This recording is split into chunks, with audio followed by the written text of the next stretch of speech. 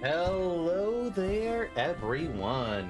Xantok here with Slickstar Gaming, and welcome back to another episode of Final Fantasy XIV, A Realm Reborn. And in this episode, we're going to be covering both the Archer class and the Bard job quests as we make our way through the patch content. So, time to use a bow and arrow. And today, we become an archer. Greetings, adventurer, and welcome to the Archers Guild. It is here that archers the realm over gather to master the bow. We engage the enemy from a distance, ever seeking to alter the course of battle with a single, well-placed arrow. If you have a mind to become an archer, then you have come to the right place. Do you wish to join our ranks? Let's do it. Marvelous! Then allow me to enlighten you on the history of both our art and our guild. The bow is an ancient tool that existed since before our fair nation came into being. As an implement of war and hunting both, it protects us from our enemies, even as it keeps us fed and clothed. Archery, as practiced in Gridania, was born of two distinct styles of bowmanship. The first was devised by the longbow sentries of the Elithan, who once ruled the lowlands, while the second belonged to the shortbow hunters of the formerly nomadic Mikote. As you will doubtless be aware, both races ultimately came to call the Trollswood home. Though the two peoples began as rivals, they gradually learned to live together in harmony. During this time, they learned from one another, their two schools of archery intermingling to give birth to the art as it is known today. But this wouldn't have been possible were it not for the Trappers League. The guild was established in order to promote sustainable hunting and cooperation within the hunting fraternity at large. As a happy consequence of this union, the guild's members came to engage in friendly contests of skill. Inspired by such competitions, a handful of their number began to focus on perfection as opposed to mere practicality, transforming a skill into what may be termed an art. These individuals will go on to form a guild of their own. The Archers Guild, where men and women gather to attain mastery over the bow. More than a few members of the God's Quiver loosed their first arrow within these very halls. And that, my friend, is a brief history of archery in Gridania. Doubtless, you are more than eager than ever to take up the bow. It will be my pleasure to recommend you to our guildmaster. You must receive her permission if you were to join us. If you would excuse me a moment, I shall see to it that the relevant lists are amended. Pray, speak to me again in a short while.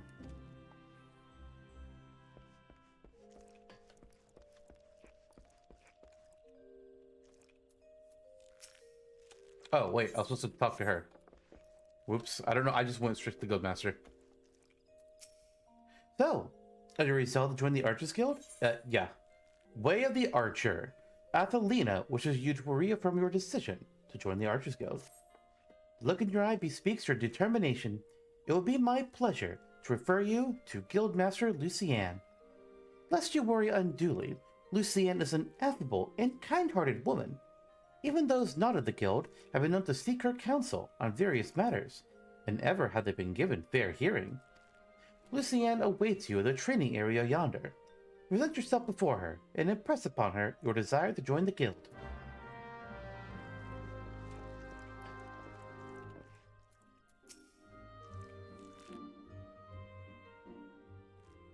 Greetings, adventurer. I am told you wish to join our ranks. I am Lucienne, the master of the Archers Guild, and I bid you welcome. Our doors are open to all who have the will to learn. Allow me to explain the basics of our art, and offer you a foretaste of that which we teach the members of our guild. The bow's greatest advantage is its range. Unlike those armed used in other disciplines of war, it allows one to strike at the enemy from afar. Though the bow may not boast the destructive force of a sword or spear, its myriad strategic applications more than compensate for this shortcoming. An experienced archer can immobilize an enemy by striking a leg, or sap its strength with a poisoned arrow.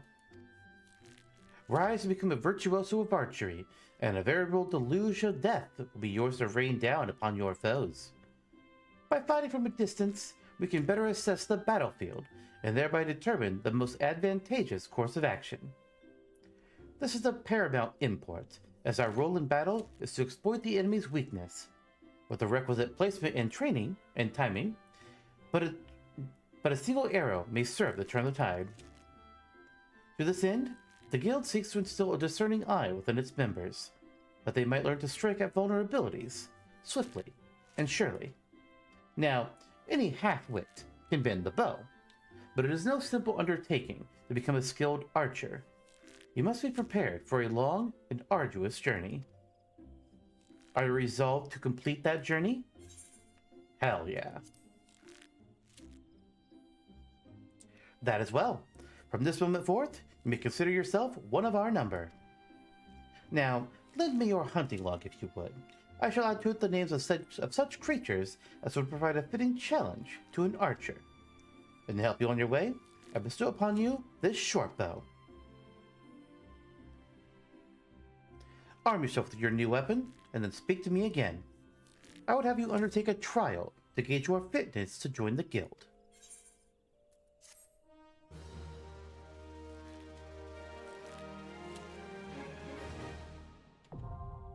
Archer unlocked.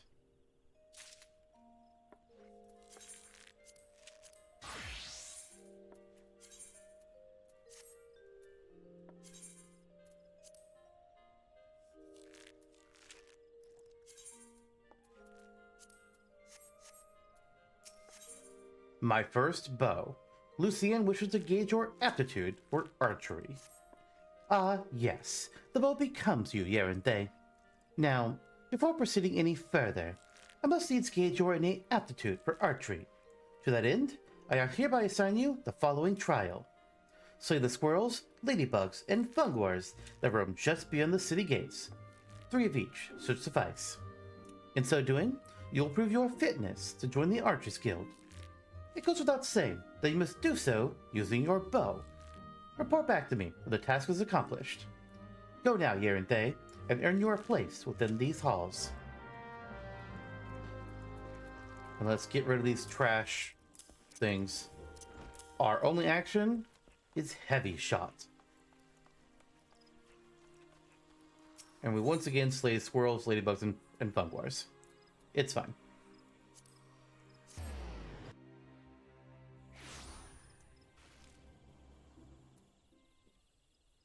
Well, that one was already dead. Unfortunate.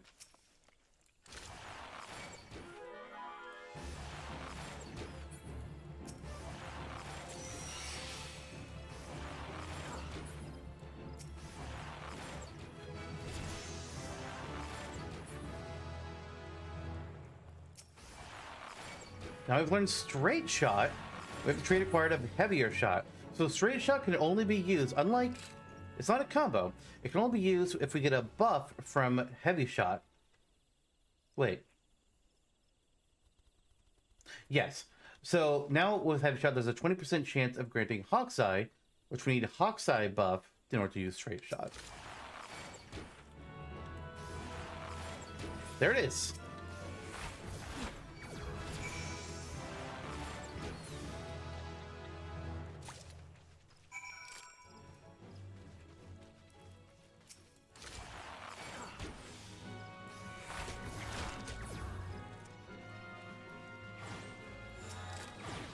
Alright, Fungwars.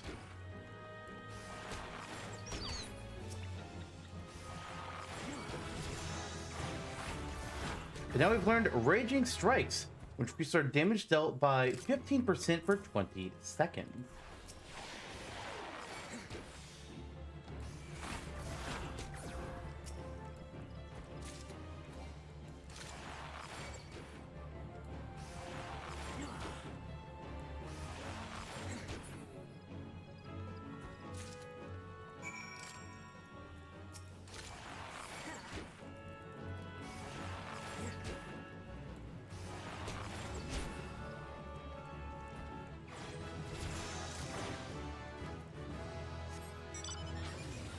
Let us return.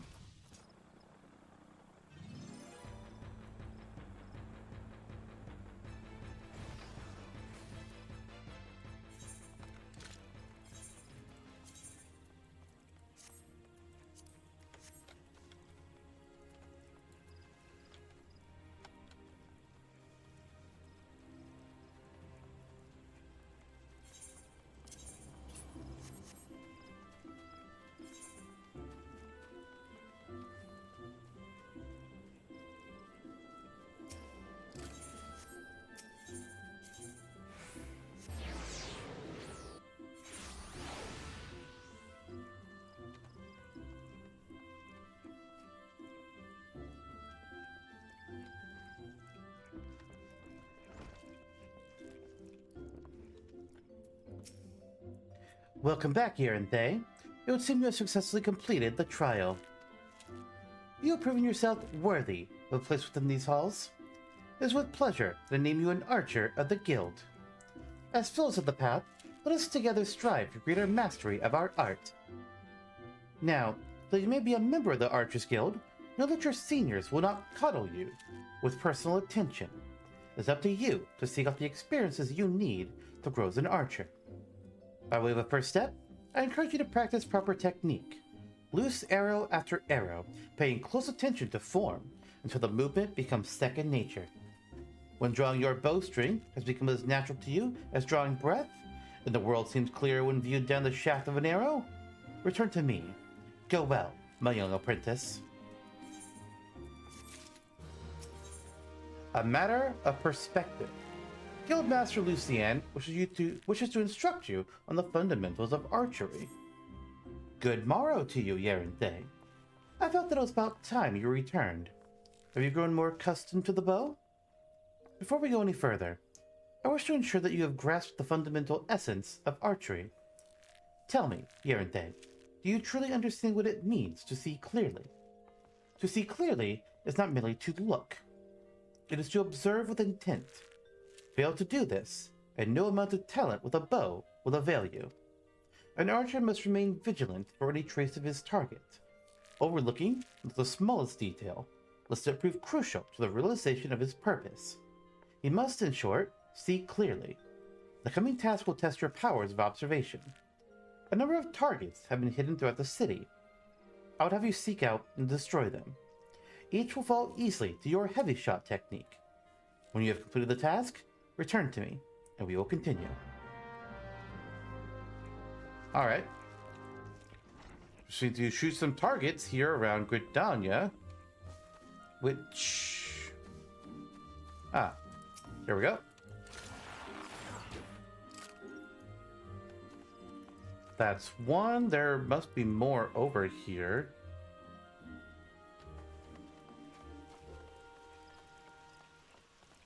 Keep an eye out around me.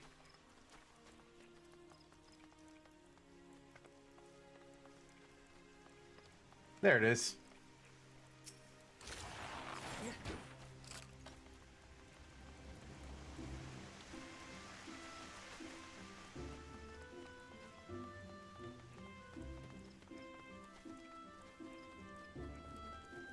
Number 3. Number 4 is also going to be right around here. But where? On top of the Carpentry Guild.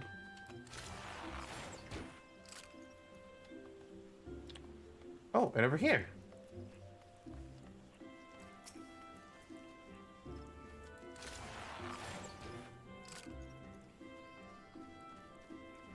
And then it seems there's one more.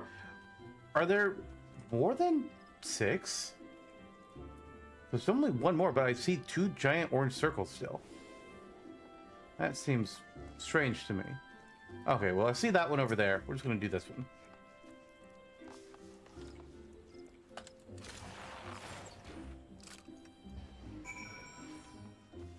Alright. Let's return to the guild.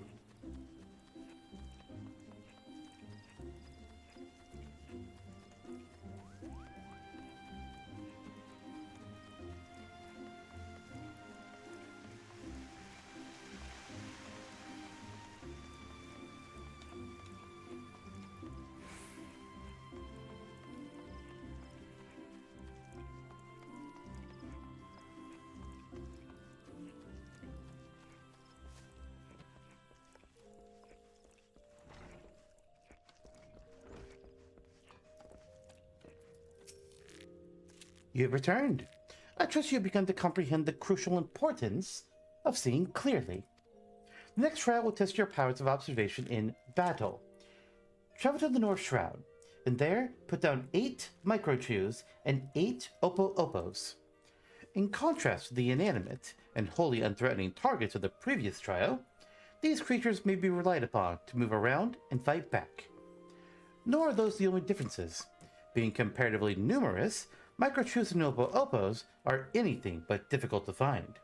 And yet, You may be assured that this task will test your abilities of observation, albeit in a different manner. This time, you'll need to evaluate the abilities of your opponents. In so doing, you will learn, amongst other things, that microchews produce a poison that can quickly sap one's strength, while Opo-Opos, like archers, possess the advantage of range. Knowing their strengths, how will you go about mitigating them? If you commence your attack before identifying an effective strategy, you will soon be made to regret your folly. But if you take the time to observe your targets from afar, you will surely glean the knowledge necessary to defeat them. I look forward to hearing of your success here in Thay. The Northern Shroud? That is actually a bit of a surprise. We had to kill 16 creatures. God damn. Alright.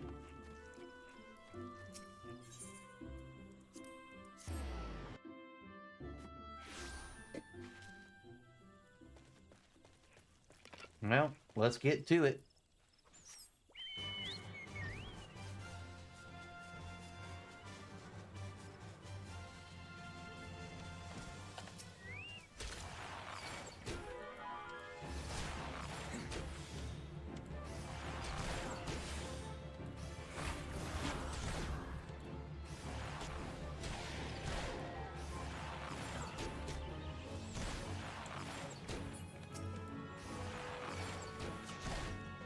It's strange to me that they're having me fight level 9 Opo-Opos, but I'm a level 5 archer.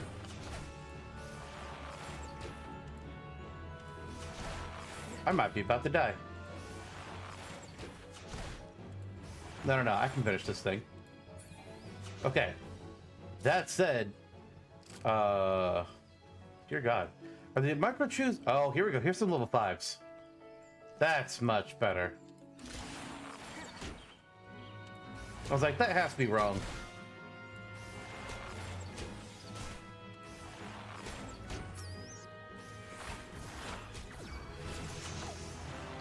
Ooh, we learned Venomous Bite and Leg Graze. Venomous Bite is a damage over time that inflicts venom on a target. And Leg Graze can inflict the target with heavy. That one we're not going to be doing much with. Venomous Bite, though, I do like.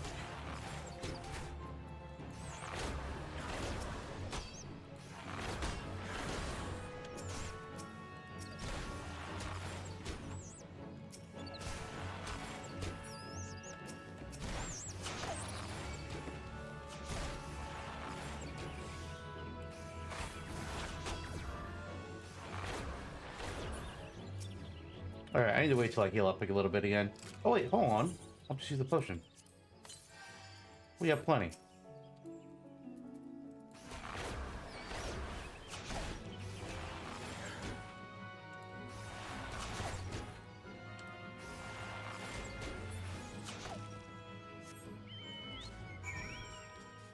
Alright, now for the microchews.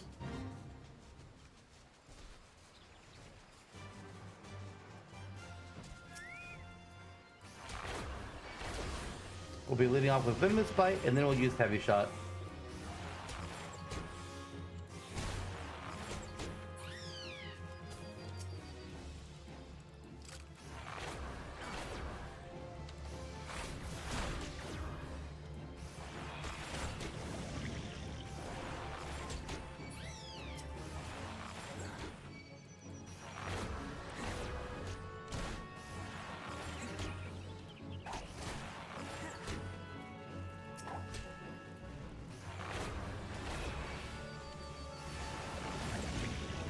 Damage over time is nice. Like, once it gets to a certain point, I can just leave an enemy as is, and just the poison will finish them off. I can just move on to the next target.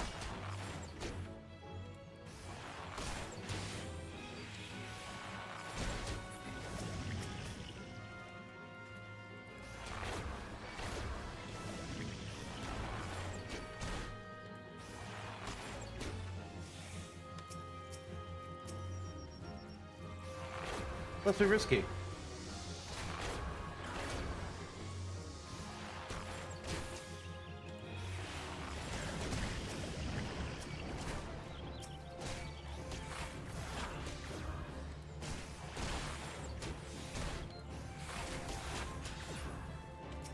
They're not dying from the poison as fast as I thought they would. There we go.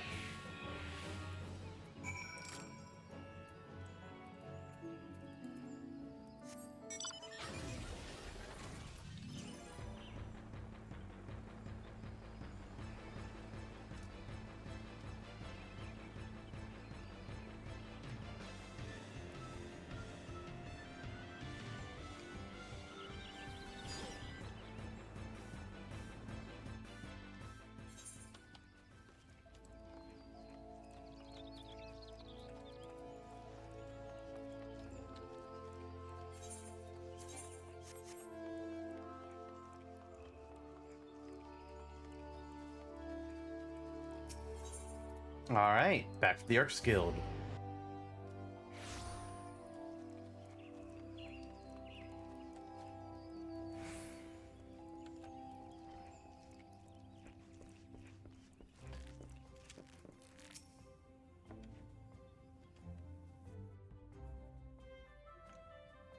Welcome back, Yerinthe. Tell me, were you able to put your techniques to good use? When faced with an enemy you can attack from a distance, simply raining arrows upon it is wasteful and dangerous both. The battle would be not more than a contest of strength. By employing the appropriate technique, however, one may bring down one's foe with greater ease and fewer arrows. For instance, you may choose to prime your weapons well and strike hard, or employ toxins to sap their strength over time.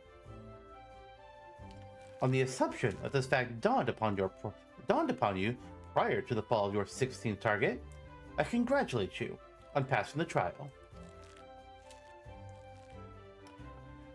Lee, Silver, what is your honest evaluation? Not bad if you ask me. The adventurer pulls a good bow, and is enthusiastic besides. A pleasure to meet you. My name is Lee Aliapo. This is my second year at the guild. It's quite plain that you have talent with a bow, but you must take care to mind your surroundings when you're pursuing a target.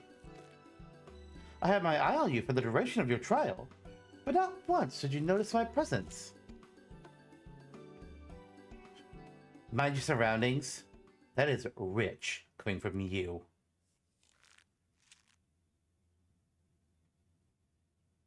Your every movement is wasteful, adventurer.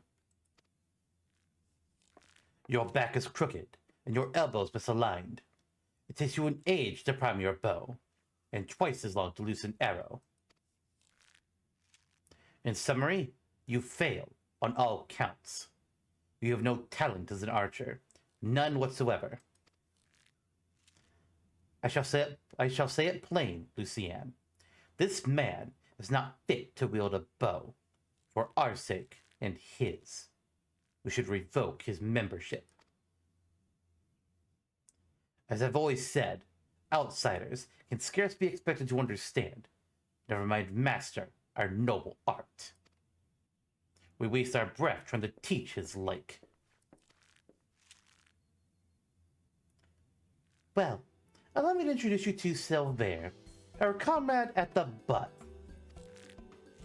That fellow was once the God's Quiver, you see.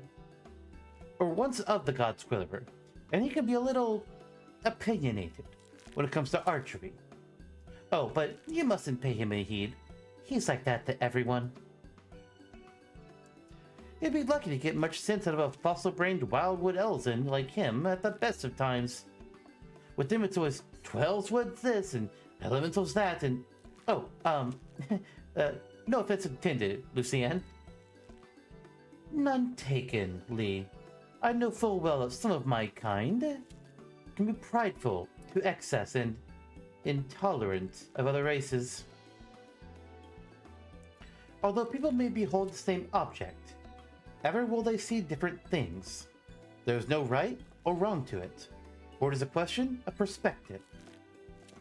What matters is the perspective we choose to adopt. You are possessed of bright eyes, Yerinthe. Eyes that beseek great understanding. They shan't lead you astray, so trust to them and to what they see. Go now, and resume your training. I look forward to making your progress when next we meet.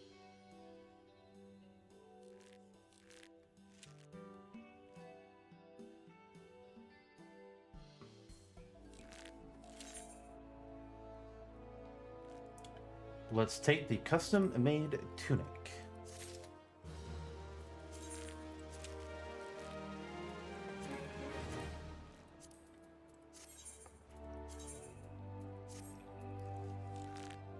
Not bad, if a little yellow. Now for our level 10 archer quest. Trading with Lee. Guildmaster Lucienne wishes you to learn how to see things differ from different perspectives. It pleases me to see how you have grown as an archer. Plainly, you have taken my counsel to heart and learned to see with your own eyes. I would now have you discover what it means to behold things from a different standpoint. You will recall Lee Aliapo, your senior in the guild. I have given you over to her care for this lesson. Speak with her and do as she bids.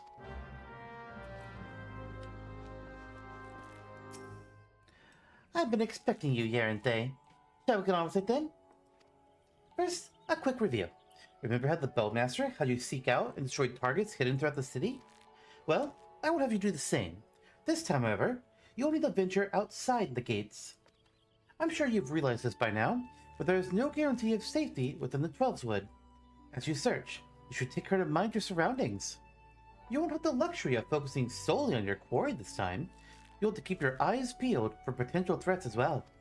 That said, your objective is to destroy the targets alone, so avoid unnecessary combat and maintain a safe distance from any hostile creatures you encounter. Should you come under attack, take to your heels, risking direct confrontation only if you can't outrun your pursuers. The targets are hidden in the central shroud. As before, use the heavy shot technique to destroy each one with a single arrow. Go well, Yaranthe. More of the same. We're starting out the same way we did the last quest. Kind of bad design, honestly. It's like, alright, go shoot targets. Next quest. Alright, go shoot targets. Like, what? Come on. I want... Yeah, we want this one. The last quest did have like a part 2 to it. So maybe this quest will as well. I don't know. But if it's literally just hit 6 targets, like, really? Come on. We already did that. Oh, apparently I never moved grays. That can go... Let them dire for now. Actually, no. There we go. I mean, they do have some use, but oh god, the dynamite. Was not paying attention. And that's what Lee told me to do, is I need to pay attention to my surroundings, and I failed.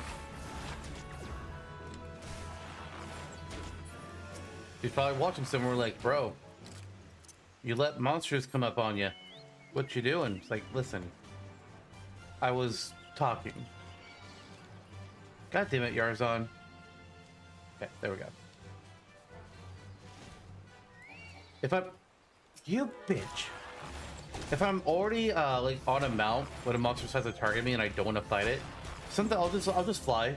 I'll just fly further away. Like, no. You're gonna de-aggro off of me.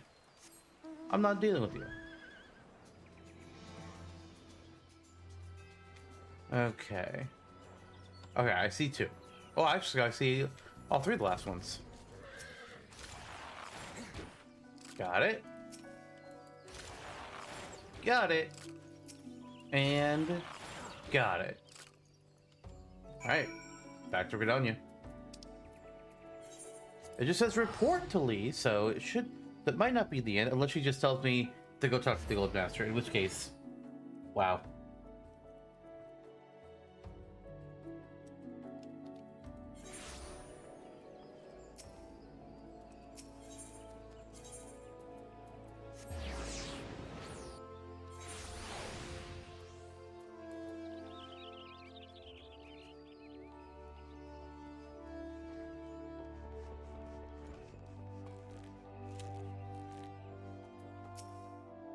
Well, well, you made short work of those targets, I must say. It seems you've learned to seek your prey without being preyed upon. Let's continue then. I have a mind to give you a more practical experience. And we received a request just recently, which I think will provide the perfect opportunity. It seems tree slugs and vultures have been congregating in ever-increasing numbers in the vicinity of the honey yard, causing no end of trouble for the locals. We've been tasked with culling the beasts. This request comes direct from Stillglade Fane. When the Wood Whalers and the God's Quiver cannot spare the forces to attend in such manner, the conjurers often turn to us for help. And before you ask, there's good reason why they would rather not see to this particular task themselves. The creatures in question possess abilities which can cause problems for the magically inclined. But that's quite enough about conjurers' troubles. Lucienne taught you how to discern an enemy's key traits, did she not? Well, not only to do so while maintaining situational awareness, lest you be overrun. Consider this a comprehensive review of her lessons, and mine own. Your orders are as follows. Head out into the East Shroud, and there, put down 8 tree slugs and 8 vultures, using all the skills you've acquired thus far. Good hunting, Yerinthe. 8 and 8 again, okay.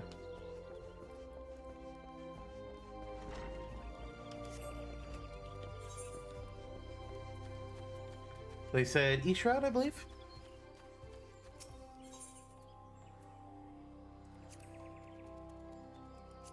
So I need to go here. Actually, I could just warp there, but now we're already in Central. I'll just fly to East Shroud. No big deal.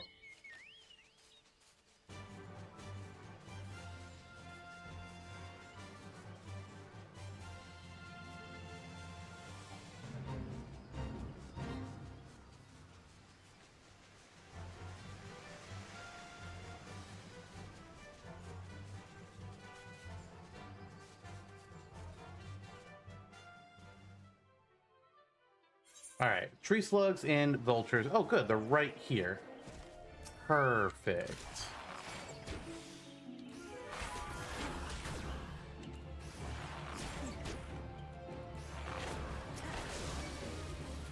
I'm gonna start off poisoning that one. Excellent. It didn't even get to me before I could kill the other creature. Love it. I'm gonna start targeting another one. Alright, that one's definitely going to dive to its poison now. They should both die to poison.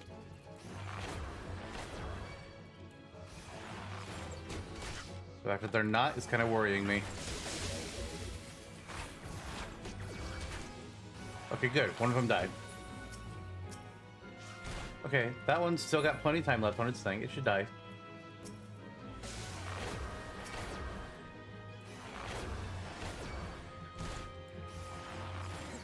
Alright, that was number 4. Here are 5 and 6. Ooh, I'm a little hurt. No, not the hornet swarm. Shit. Okay, I fucked up. My targeting didn't target what I wanted. Where's the hornet swarm? There it is.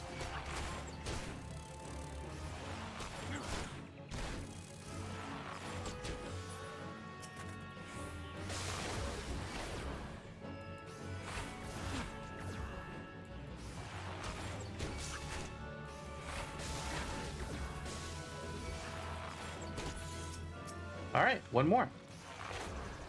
I gotta go find the vultures.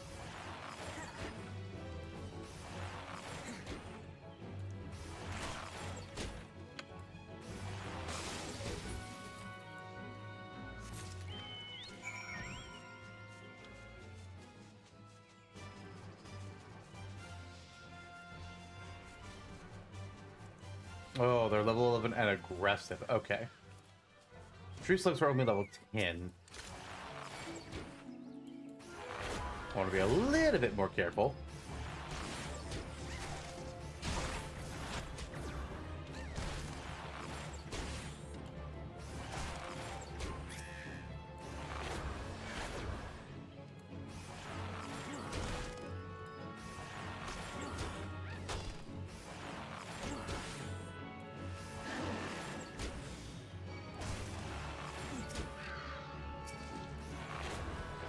What? I didn't shoot the hornet swarm. What? Oh, I got it. It was an auto attack, wasn't it? God damn it.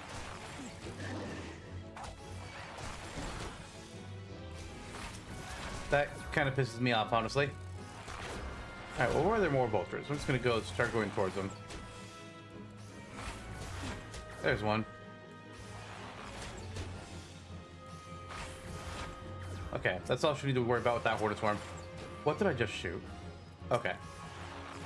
Another Why did the auto target put me on the hornet swarm and not either of the vultures in front of me? I swear to God.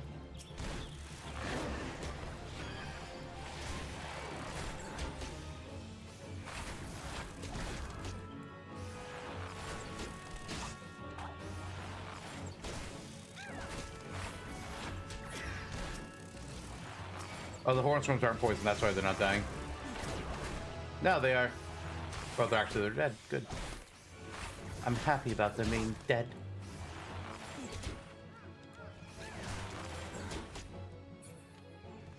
How many more do I need? 3 more. Where the heck are they?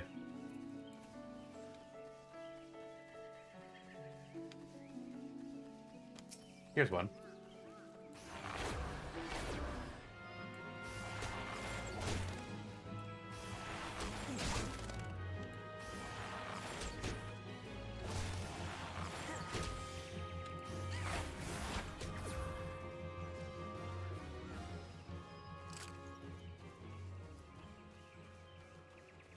Are there not more? Okay, good. They're starting to respawn.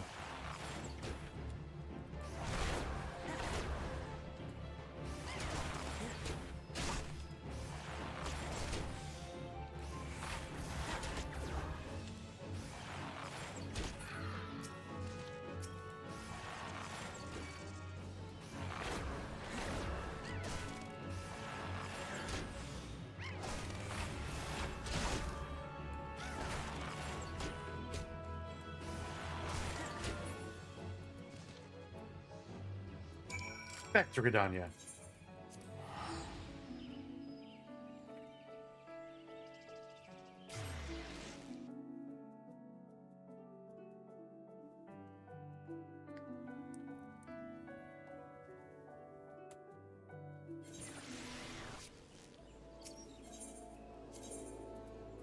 To the Archers Guild.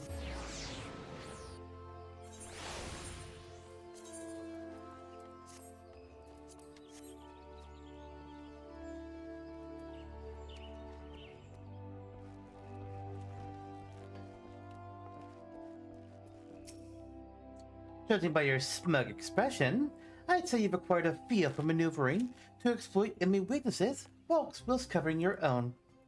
Vultures are wont to keep their opponents at wing's length, and their attacks will send you flying. The solution to this is simple: maneuver to the rear. The tree slugs, on the other hand, have an annoying knack of disrupting spellcasting with their secretions. As such, you would do well to keep the creatures away from any mages in your party. Needless to say, good positioning is the key to success in battle, which is why it is absolutely essential that you know your target's traits. The knowing of these traits is a fundamental part of hunting. Before the Keepers of the Moon conceived of archery, they dwelt not in the city, but the forest. For my people, hunting was a way of life. In hindsight, I suppose this was more of a lesson on hunting than on archery. Still, Lucienne knows well my past. Mayhap that was her intent. Hunting, too, is an art. Before I came to Gridania, I never gave it much thought. But the more I think of home, the more I begin to realize. Forgive me. I've not given 2 fits of sentiment. Truly. Forget I said anything. But do not forget that a hunter must recognize his prey's weakness and strike swiftly when the opportunity presents itself. That concludes the lesson. Now, I suggest you pay Lucienne a visit. She is doubtless eager to hear from you.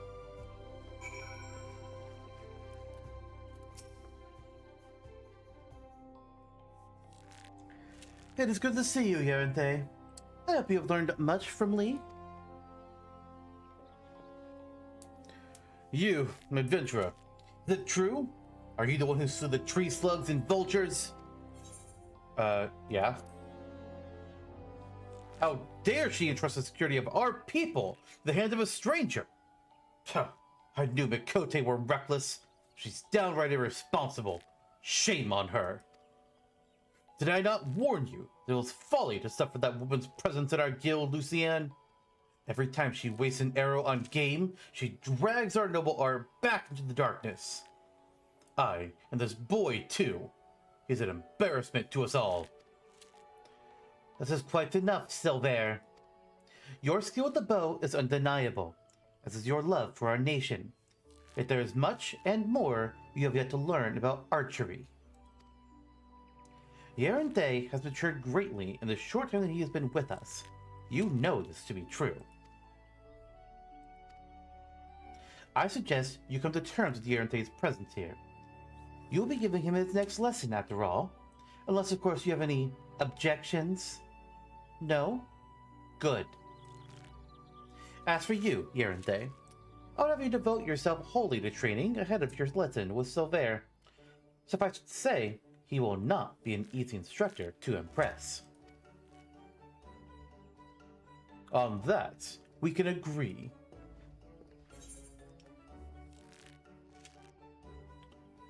Ooh, yes, the boots.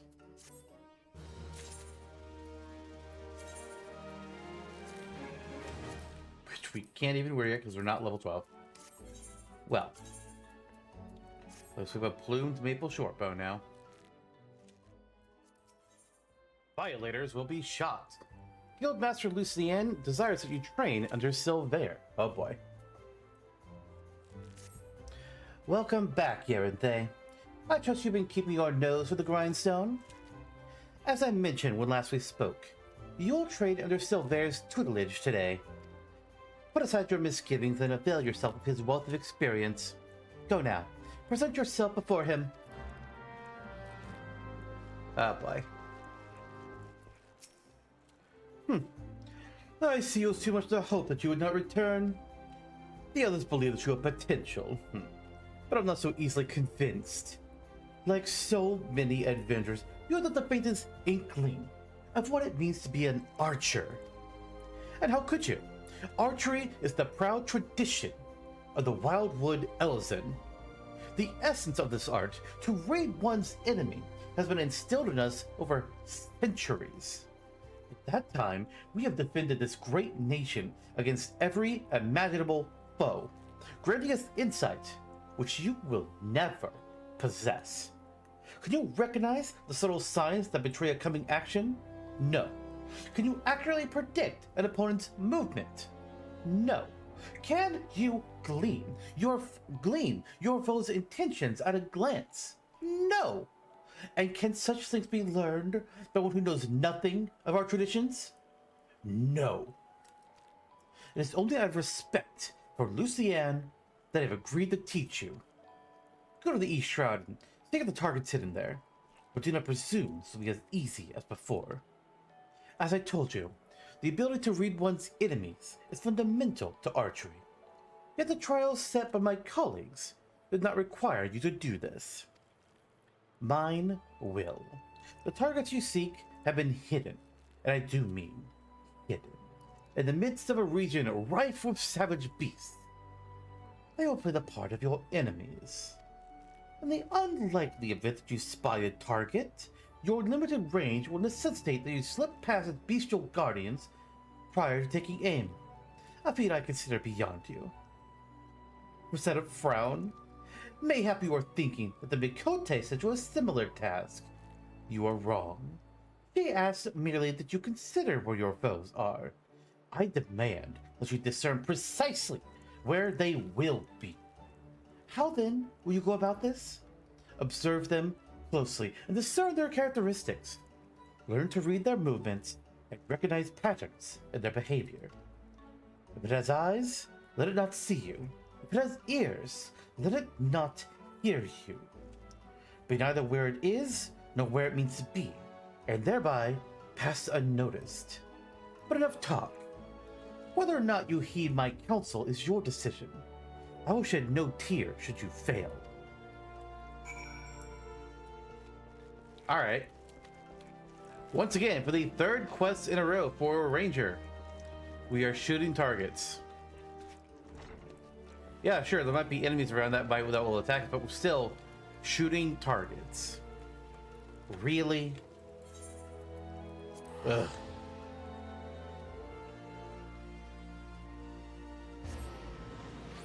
Thankfully, I think, not guaranteed, I think this is the last time we'll be shooting targets for the Archers Guild. God, I hope so. Alright, hey look, the target's up here. I don't have to avoid any... Oh, I can't land up here? I can't land up here. Damn it. Okay, well these enemies don't aggro on me, it's fine. Oh look, Silver, I found a target. You said I couldn't. Oh, there's another one in this area?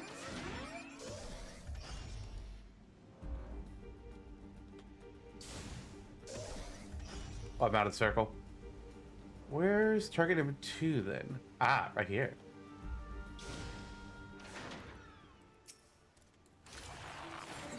Not protected by enemies either, Silver. Neither are these. These are all passive creatures. I mean, the vultures aren't, I guess. But so far, Silver's test is kind of a fail.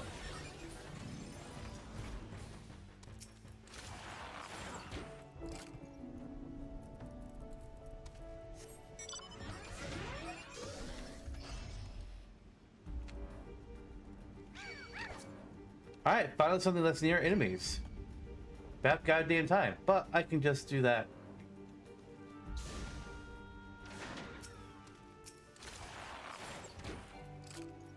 And I'm out of here. Where's our last one?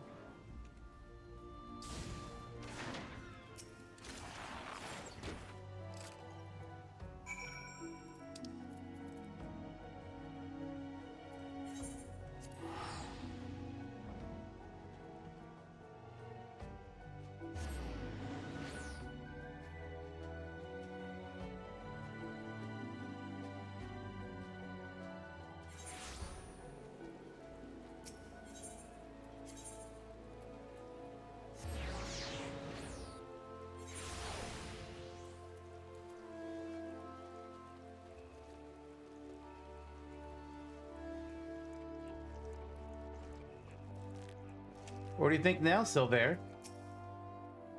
So, you've returned. A passable performance for an adventurer, but the bare minimum for any archer. I carry with me generations of wildwood tradition.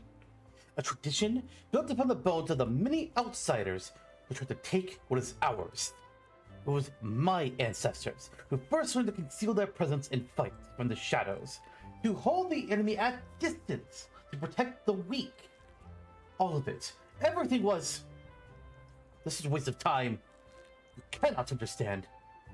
But if you are so intent upon learning the footsteps of my people, I bid you go to the North Shroud. Ithali scouts have been sighted near the river with some Etat's spire. Unless you are entirely ignorant of Gridanian history, I do not explain that this act of aggression is part of a centuries-old conflict. The minions do not matter. Poor bite-sized pudding. It is their leader, Nezocatlan the Violator, who must fall. He commands the scouts, and will be well guarded. Yet he stands upon hostile ground, with bardmen and not walls for protection. If you are diligent and determined, you can slip through their defenses and slay their leader. This is the art of the Gridanian archer. Embrace the wisdom I have bestowed upon you, and the fight will be short. If you see the deed done, adventurer, I will take it as proof of your commitment to us, and labor no more to drive you from the guild. Now go. Aw, sounds like he's starting to like us. Either that or he wants to send us to our death. One of the two.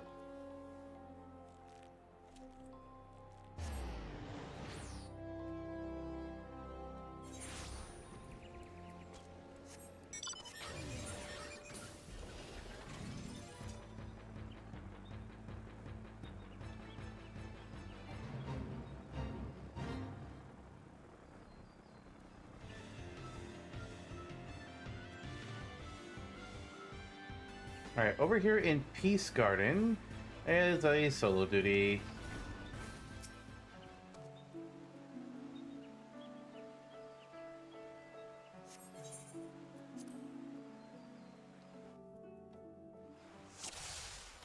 Defeat Nezo-Catlan. Alright, well, we gotta find him first. Okay, here's some minions. They don't matter, but I do need to go around. I do have to kill some to get to him.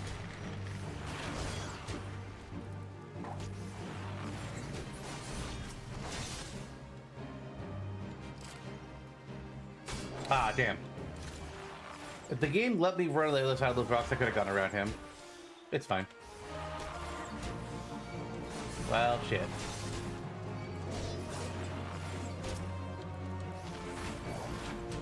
Ah! I was gonna get to this bridge.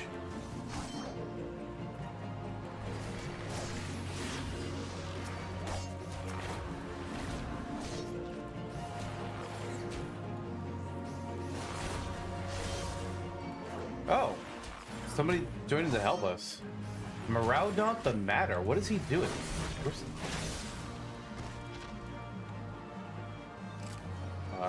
Oh, why didn't he get the attention of this Ixol? But I am? Okay, that's stupid, but alright. Some of them are homing in on me. I guess I'll need to kill them first.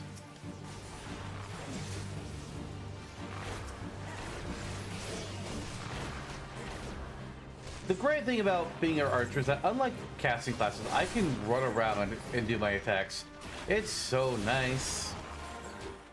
That said, archer is in third place of 3 in terms of my preferred physical range classes. The other two, we don't have access to later expansions. But it's okay. I prefer it over some casting classes. Can I just ignore this dull talon? Actually, you know what? I'll poison him.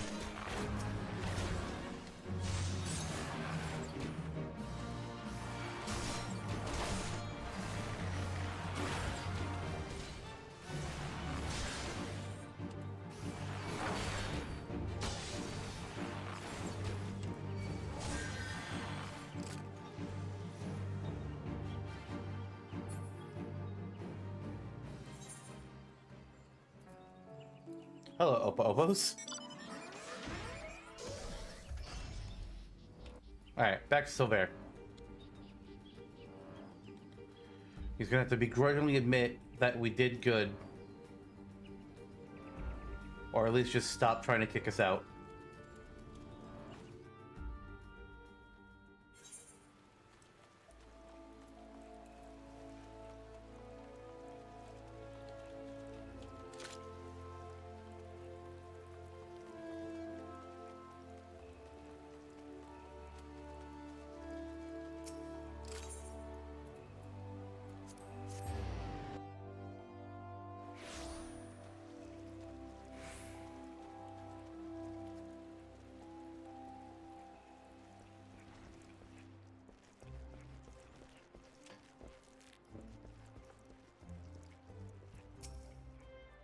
Even now, I struggle to credit the Sentry's report. Yet here you are, and Nezo-Catlan the Violator is no more. That a god's-damned adventurer should be so...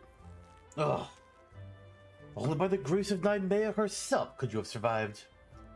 But even though it was pure luck, I will keep my word, Yerinthe. Should you stay, or should you go? I care not. You have completed the task and are no longer my responsibility. Go now to Lucienne. She'll doubtless wish to lavish you with praise. Oh, you'll get no more from me. Off with you. Alright.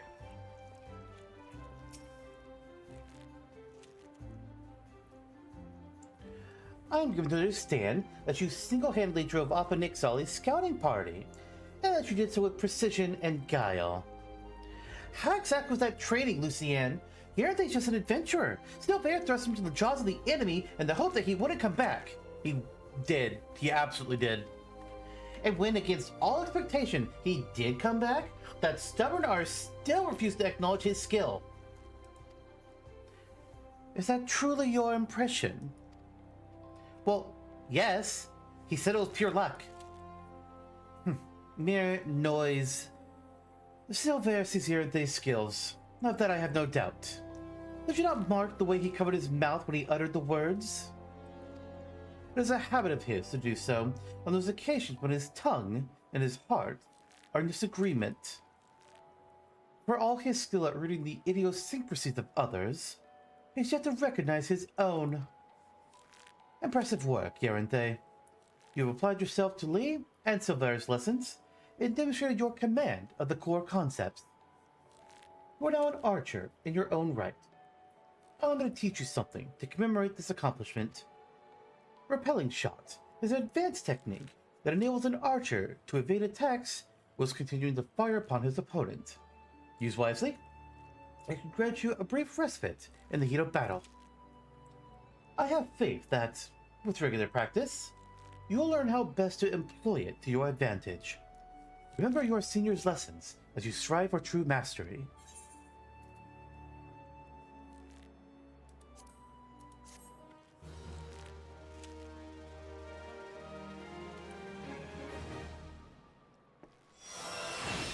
We learned repelling shot. So with repelling shot, it's just a backwards jump. Well, jump away from your target. It's not just like a pure jump. It has to be targeted something, and it can't be like it has to be an enemy. So I can't really show it off unless there's a trading dummy nearby, and I don't think there is. Sad. I do want to move that to, I guess, right there.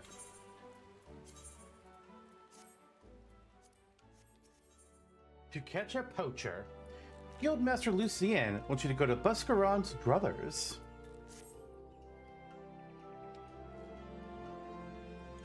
You come at a good time, Yarenthe. I have a task for you. A petition has arrived from the proprietor of Buscaron's Brothers, out in the South Shroud. The petitioner, Buscaron himself, has requested our assistance in dealing with a gang of poachers. How would the three of you meet with him and investigate his claims?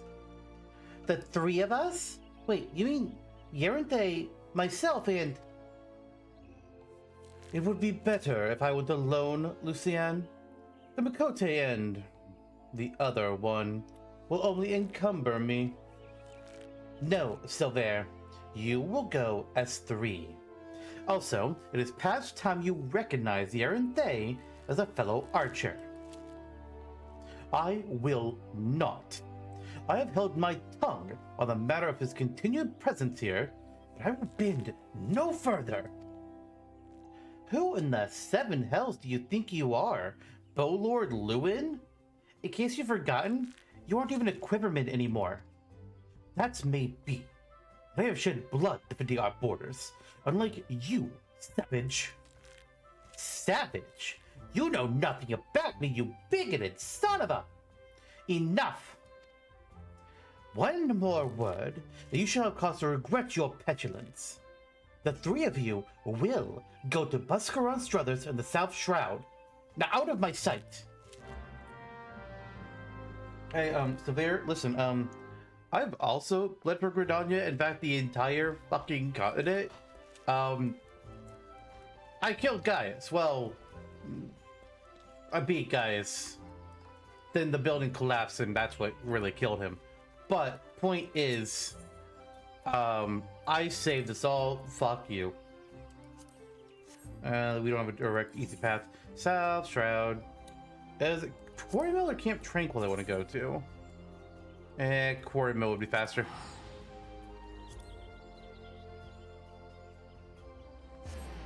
That said though, I'm talking about, you know, how we beat Gaius and whatnot.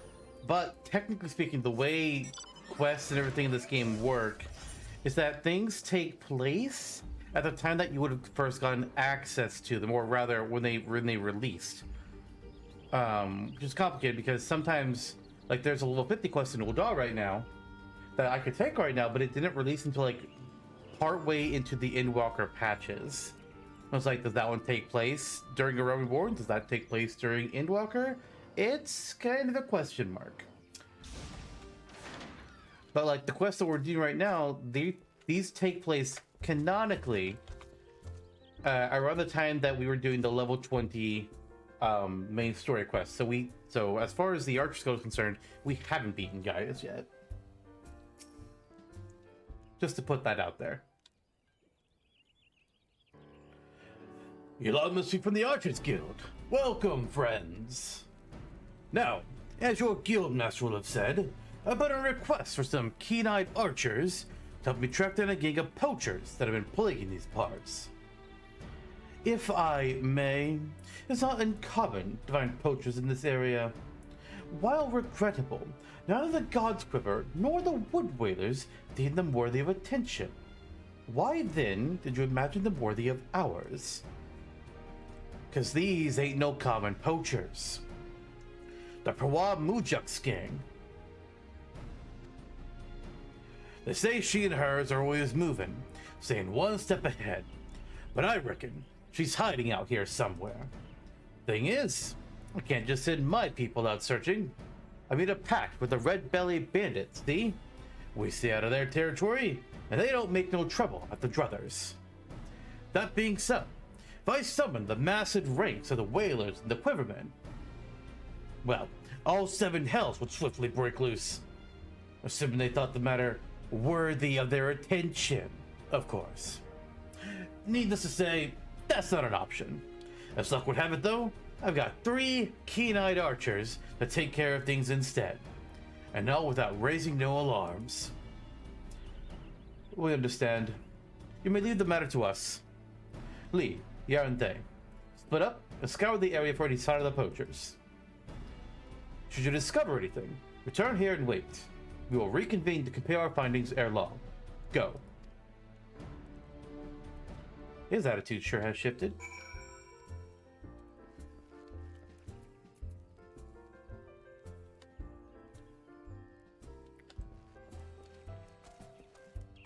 Alright. Oh, I was running. You can't summon your map when you're running. What am I looking? Oh, here's an arrow. Embedded in the tree. Why am I crouching down to pick it up? Animation limitations. What's our next clue? Something over there? No. Oh, there is. An empty meat. Nah. I don't think so, Cat Traps. Nah. God, I love being able to fly.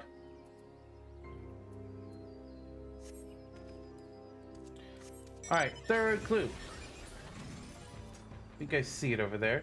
Nope, that's an antelope doe. Oh, but here it is. An iron leg trap. Don't step in it.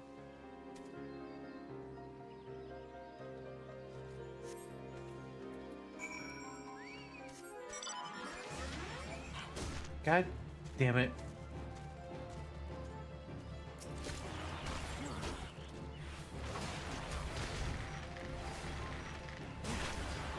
I don't want to be part of this fate, but I will kill that antelope.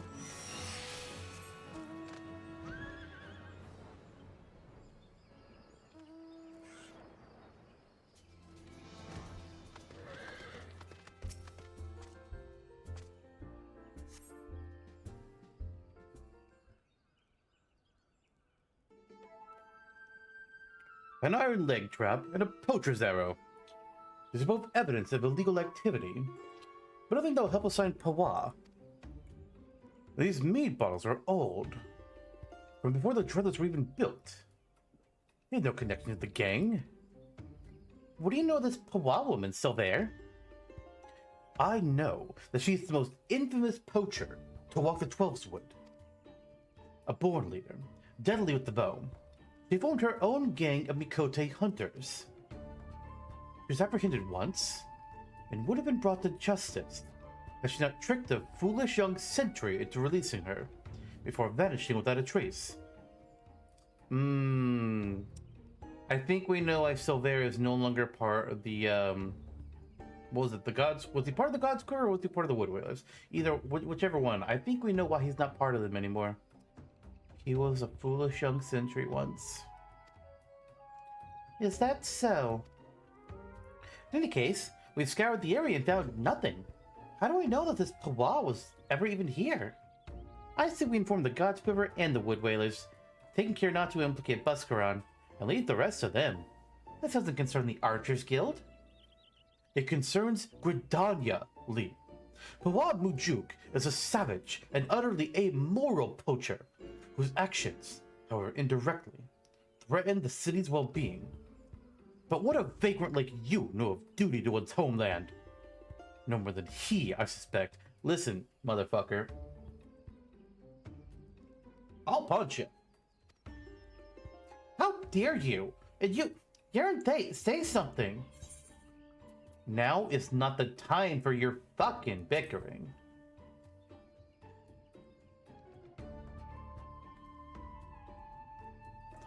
Very well. We will return to the matter at hand. Mayhap we should take a closer look at the clues we have gathered. Look all you want, but the trap and the arrow we found suggest poaching. There's nothing remotely unusual about them. What do you think we should examine, Yerente? Well, if there's nothing unusual about the arrow and the leg trap, how about the bottles? Why are you still carrying that rubbish? I told you, those bottles predate the brothers. They have no connection with this matter. But these bottles are so old. Why do they retain the scent of mead? I'm sure they've been opened recently. Wait. Before the calamity, Buscaron once served as a sentry. Yet even then, he sometimes spoke of owning his own tavern. And it was an open secret that he was brewing his own private stock. If some survived... Of course, Buscaron's scar, his old lookout post. It may not be Pawab Mujuk, but we must investigate at once. Buscaron, were you brewing illegal mead when you were a soldier? Oh man. Where is it? Oh, way up there. Okay.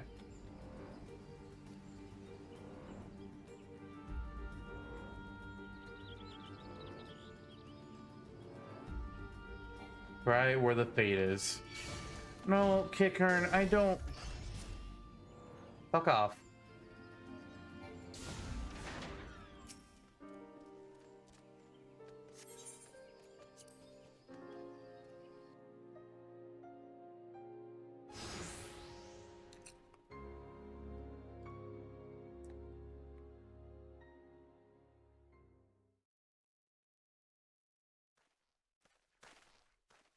Any signs?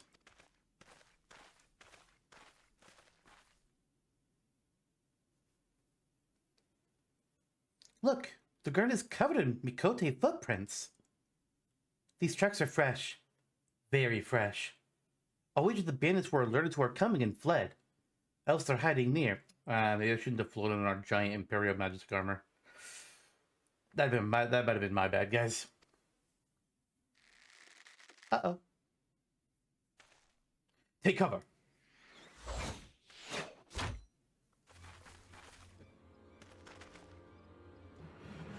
And there I was thinking, we caught ourselves some of the meddling, bloody masqueraders. Not that I'm complaining. Hiding your face is downright bloody rude when you ain't even been introduced.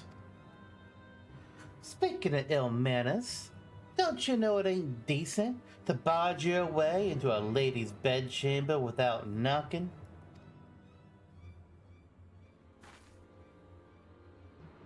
You would lecture us on manners. Truly, I have heard it all. They have us outnumbered. We'd best split up. The leader's mine. I'll try to isolate her from the herd litter. Silver, Garante, the rest I leave to you two. As you will.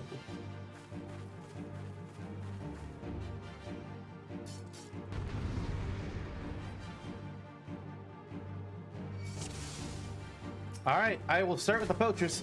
Also, new thing that we've gotten since the last mission. I have an AoE! Woohoo! Quick knock. It hits all enemies in a cone in front of me. And that Coral Hunter was in range, so it's a pretty good sized cone. Alright, time for you too. Alright, is that hunter gonna be in range from here? No, they're not. Damn, okay. We do have a healer though, and I would like them to not.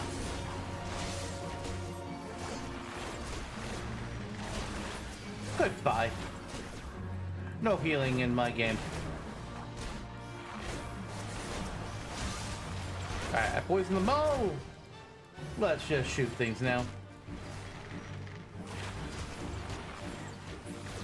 Where's Lee? Like, still there's up there, but where's Lee at? Also, I saw another healer. I don't like it. Oh, they're too far away. Okay. Hey, actually, can I get them all to come over here? Come here near the healer, guys. Come over here. Uh-oh, I've been binded.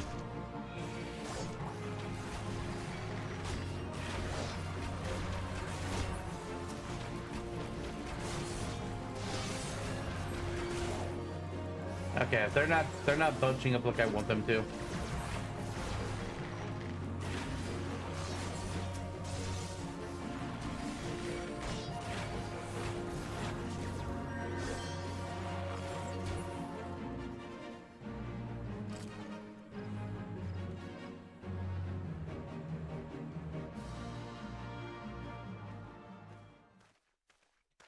Was that the last of them? Have you seen Ul'dah? With me here at day.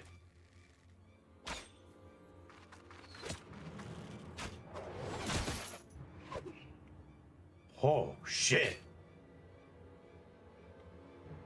That was a piss poor showing, sister. And you call yourself a keeper. A hunter with no fangs. Ain't nothing but prey. No.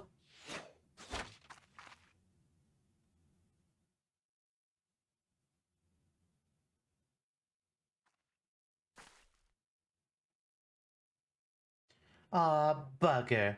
Looks like playtime's over. Be seeing your sister.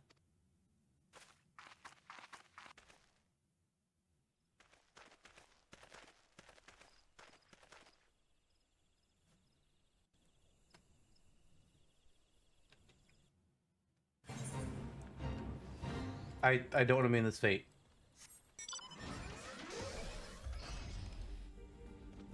I would have spoken to Silver and Lee, but I was like, I don't want to be in this fate. No, thank you. I don't want to get dragged into that nonsense. 7 hells? They're at my old post? And they drink me old mead? That stinks most of all. Well, 'tis past time the proper authorities were informed. I'll send messengers to the wood whalers and God's Quiver.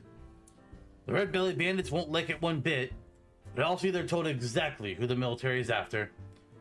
I only hope it'll be enough. Of course, Mujuke's no fool. Now she knows she's been spotted, she'll break camp and be long gone by the time the next bell sounds. The trail won't stay fresh long neither. Anyway, you've done me a great kindness, friend. Tell Lucienne I appreciate the help. Will do.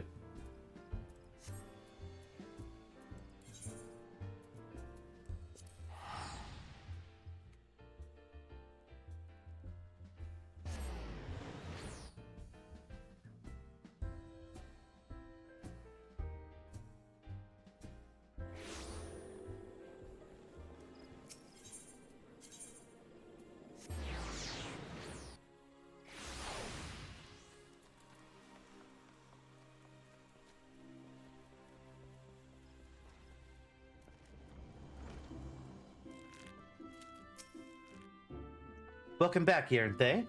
Silver told me you encountered Mujuke. No Gridanian could fail to recognize that name. So oft has been spoken, and with such bitterness. I fear we lack the strength to face her ourselves. This is a matter for the God's Quiver and Wood Whalers. That you confronted her and survived is a testament to your growing mastery of our art. And I'm surprised to note that Lee and Silver were not at loggerheads upon their return. I presume Wheel is a natural state of affairs to your calming influence? I don't know if it was me. No? Modest to the last. Truly, your every deed bespeaks a clarity of vision, far beyond your years. I implore you to share that perspective with your peers, and help them to grow into better, wiser archers. As you go forth and temper your skills in battle, know that we always look forward to your return. Thanks.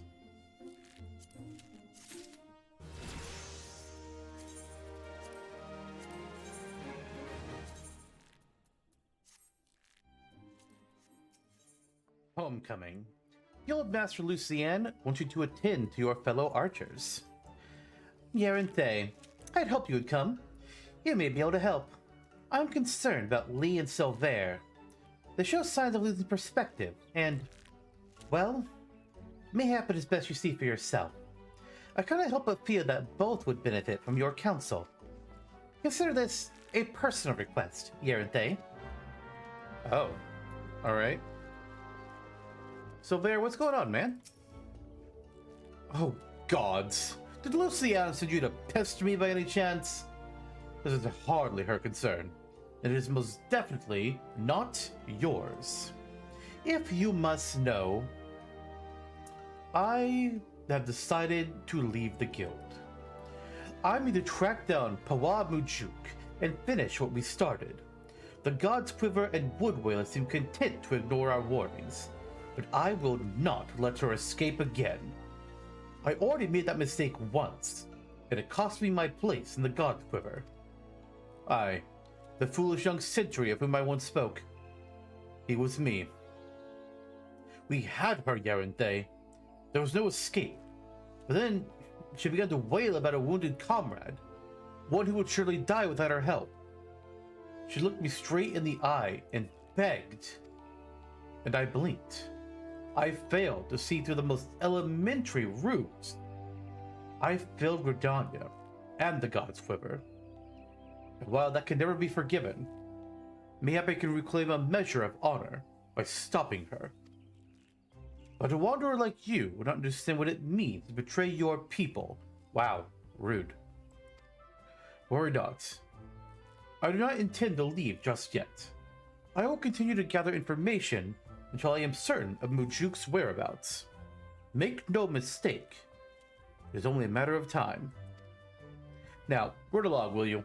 Oh, and if you are so concerned with your fellow guildmates, you should attend to that moping Mikote.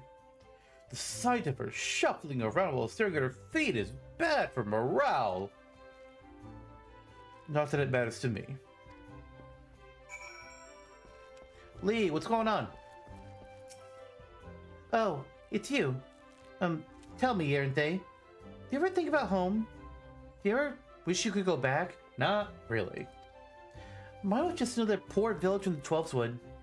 The fields were more stone than soil, and merchants hardly ever bothered to visit. We didn't have a lot, but we didn't need it. And then the calamity came. I remember running, and the screams. It was so loud, Yaranthe. So unbearably loud. And then I was here. In a strange city. Surrounded by more people than I'd ever seen. And I didn't know any of them. But I knew how to hunt. I was always good at hunting, Yaranthe. And the guild gave me a place to get better. At least, I thought I had gotten better. Pawab she was just so much more. I've been thinking, Yaranthe. Maybe this is a sign. Maybe Silver is right. In this guild, this city, it's no place for an outsider like me. So I decided to leave. I'm glad to have known you, Yaranthe, even if it was only for a short while. Forgive me if this is too selfish a request, but before I go, I'd like to meet with you one last time. Alone, in the South Shroud. These Gridanians would not understand. I feel like we should tell Lucienne what's happening. But she's just like, nah, this ain't my concern. It's like, okay, I guess we'll just go to the South Shroud with Lucienne. Or, Lee, I mean.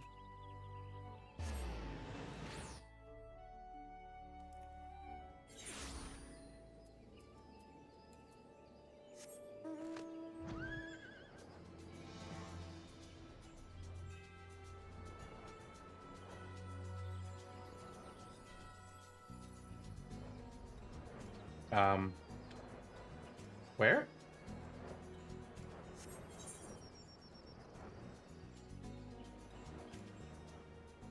There we go.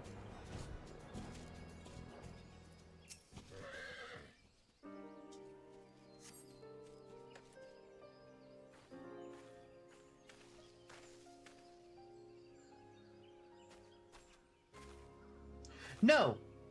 Don't hurt him. And here I was, thinking you mightn't accept my kind invitation.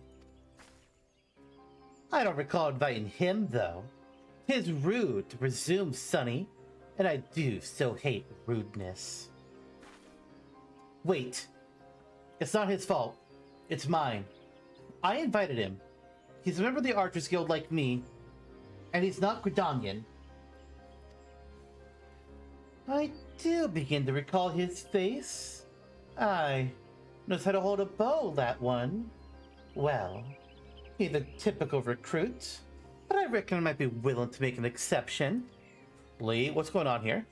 No, it's not like that. I wanted to say goodbye. Irinthe, ever since I met Pawa, I've been at a loss. But I've realized now that my place is not the guild, but the Gridanians. They'll never accept me. This is where I belong. With my people. Carrying on our traditions. Our archery. Not Gridania's. That's all I have left, Irinthe. So I'm going with Pawa. Maybe you don't understand now, but just promise me you won't tell Lucienne or Silver. The hells I won't.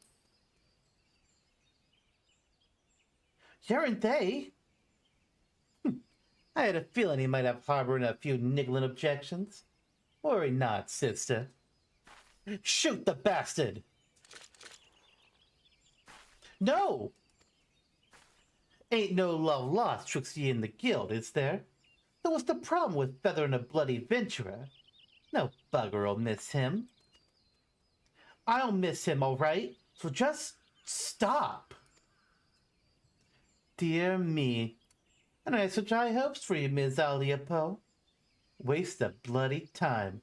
A keeper which lost her nerves about as much use to me as a glass bow. But there's no sport in killing captured prey. I'd better not see neither of ye again. 'Cause if I do, I'll show you what happens to prey what's daft enough to get caught twice. Away, sisters. Away.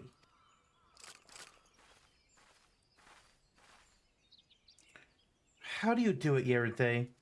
How do you live in this place? With these people?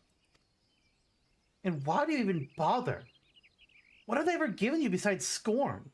Well, what do you see in them, Irinthe? Even though you joined the guild after I did, you've come so far, so quickly. Maybe you've even surpassed me. I have to know how you've done it. I have to know what it is that I'm doing wrong. There's only one way I can think of to find out. Meet me at the Bannock. Are we gonna fight? I think we're gonna fight. Also, I don't know where the Bannock is. The Central Shroud. Okay.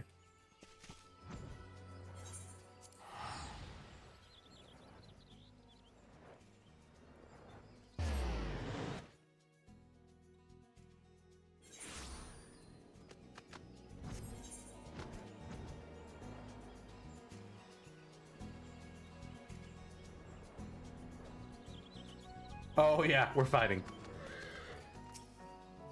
Shall we begin, Irinthe? Let's do it. Then defend yourself. Show me what these people have taught you. Well, we're gonna start with Venom Shot, I can tell you that much. Or Venomous Bite, rather. My bad. We've also got a straight shot equivalent to Quick Knock now, Wide Volley. We're not using it here because, well, there's no need to use an AoE right now. But we have it. I'm actually just going to ignore this hunting falcon. Okay, but now there's 3. Or not 3. Well, you know what? We can still just focus Lee.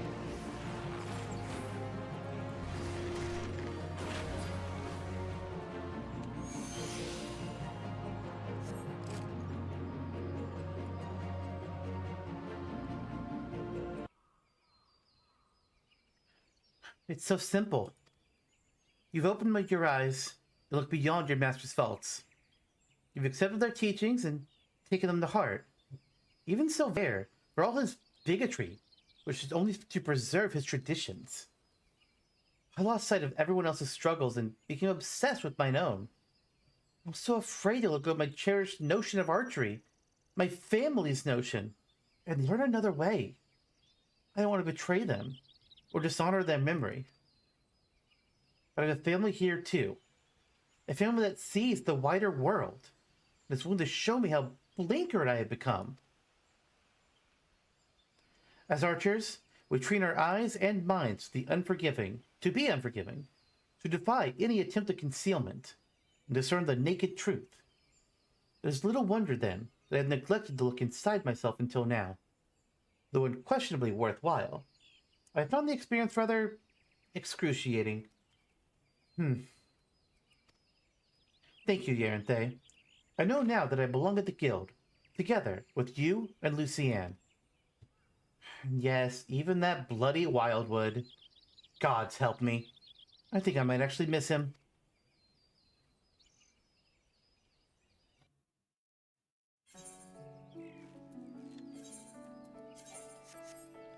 Well, factory done, here we go. Oh, hang on. Our return is coming up cooldown in 2, 1. There it is. Great timing. Well, we've solved Leah's sadness, and she's not going to leave the guild anymore. So there, well,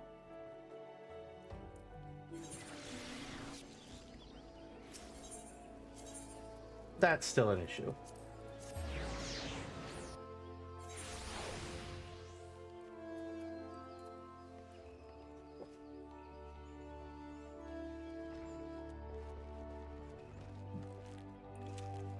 I actually expected him to be gone. Welcome home, Yaranthe. You need not say a word. One look at Lee's eyes was enough. Thank you for returning her to us. When we focus on a single goal and pursue it with passion and fervor, it becomes easy to lose sight of what else lies before us. With your skill and vision, Yaranthe, you can help your fellow archers to look beyond themselves and remember their comrades. I hope I can count on your support in the future. Absolutely. Alright, and we'll take this velveteen shirt.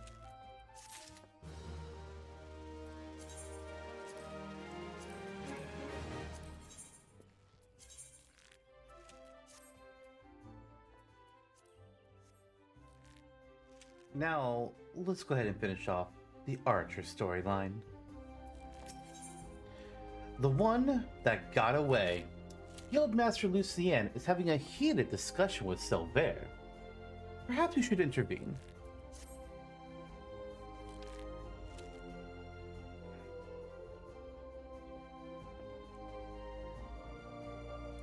Oh, thank the gods you've come, Yaranthe. Perhaps you can talk some sense to this stubborn fool. Calm yourself, Silver. At least let's petition the order that you've been addered for. There's no time, Lucienne. Hawab would be long gone before their forces had even assembled. Alone, I can move more swiftly, take these poachers by surprise, and force them to divulge her location. We understand how you feel, Silver. This is too reckless. At least permit Yaranthe and me to accompany you. You, the adventurer and the savage? You cannot understand. Silver. But I do understand. I know what it means to take pride in your home, to want more than anything to protect it, and to be consumed by guilt. You cannot. I see what you're going through, Silver, and I understand. This guild taught me to open my eyes and see clearly. I beg you, Silver, open yours. You have friends here, ready to fight. You have us. I have never considered you my friends. Do not follow me. Hurtful. Not gonna lie. Well, his lying certainly hasn't improved. If he honestly thinks he's doing us a favor by forbidding us from getting involved, he's an even bigger fool than I imagined. Come, Yarnthe, to the South Shroud. Oh dear. Well, let's go make sure he doesn't get himself killed.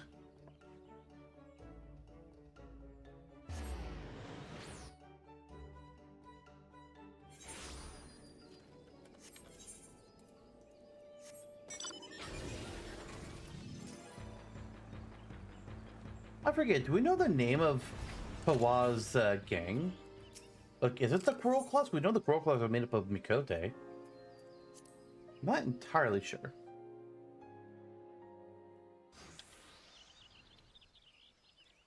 Well, this is unfortunate. Still there. Lee? You're they?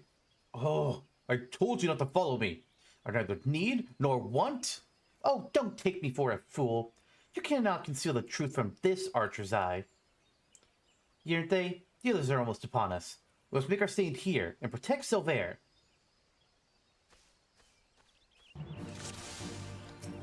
Hunting falcons and, yep, Crowclaw falconers. So I guess that is her getting the Crowclaws.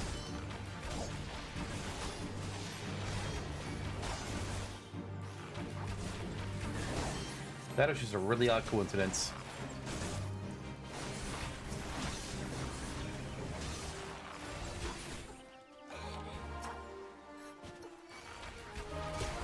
Oh, they have a healer? Oh, I'll focus you down. Nope. No, thank you. We do not need healers here today.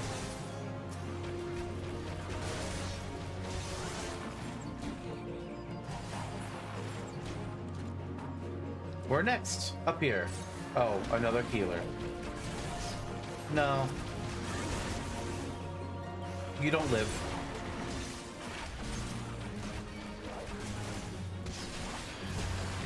Oh, we've also got the equivalent to straight, like the AoE equivalent to straight shot now with wide volley. We just use it there. Pretty nice that we finally have that.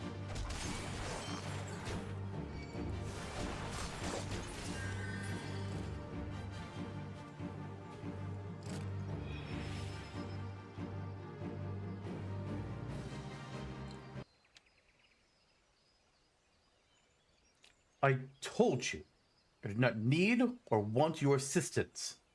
Quite why you have deluded yourselves into thinking. You're the one who's deleted. Thinking you could deceive us? Even a blind man can see that you cover your mouth every time you tell a lie. So Ferris is like, oh shit. He's having an internal break. It's like, oh my god, do I actually do that? Oh, fuck. So that means when I told the guildmaster that I really liked her soup the other night... Oh no. Observe with intent, overlooking not the smallest detail. Discern your subjects' unique characteristics and recognize patterns in their behavior. I learned these things from Lucienne. And from you. And I'll be damned if I'm going to watch you get yourself killed. There's still so much I don't know about Gridania and Wildwood archery. So much that I need you to teach me. Well, I suppose fixing your form is the least I can do. Why you? What's getting us already on the move? We have but one chance to catch them. Poachers throughout the Trollswood use bone whistles like this one to communicate. With it, I believe we can lure Pawa out of hiding, assuming she's not moved on. So that's why you kill the Taker's Rot. This gang's whistle. Aren't they? If you're determined to help me, I have a task for you. Pawa was last seen near Isam Har, to the east of the camp, through a hollow tree trunk. You'll find a clearing there where two streams meet, and F's are wont to congregate. We will lay our trap there, and you will be the bait. Do not fear, Yerente. I swear on my honor as a Gridanian archer that no harm will come to you. Oh, gee. Thanks. Is that where, yep, that's where I thought it was. A Fateless is spawned there, where you got to kill a big old doe. Big old antelope. Thankfully, it's not there right now, and hopefully it's not there at all during this quest line. I would be annoyed if I got out of the solo duty and it was right there attacking me.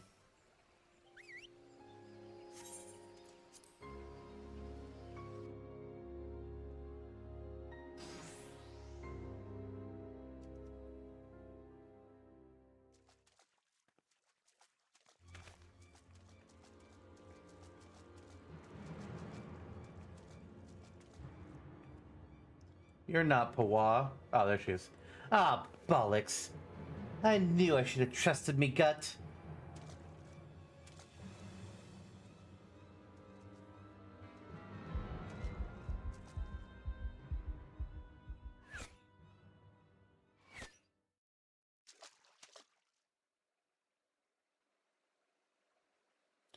Some blokes just can't take a hint. I do hope you forgive my forwardness, madam. Oh, no, no, sir. 'Tis most flattering. Wouldn't you agree, sisters? Why don't we show our gallant Wildwood admirer and his mates just how much we appreciate their attentions? I hope you like it rough, darling.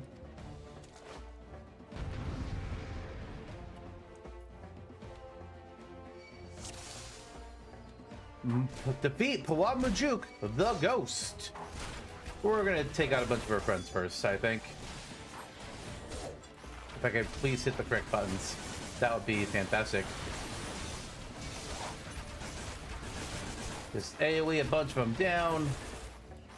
Cut their numbers. Alright, Pawa. It's just you, and I'm sure you'll eventually summon more allies. But for now, it's just you. And us. Oh look, allies. Who the fuck? I don't like healers. Please get out of here.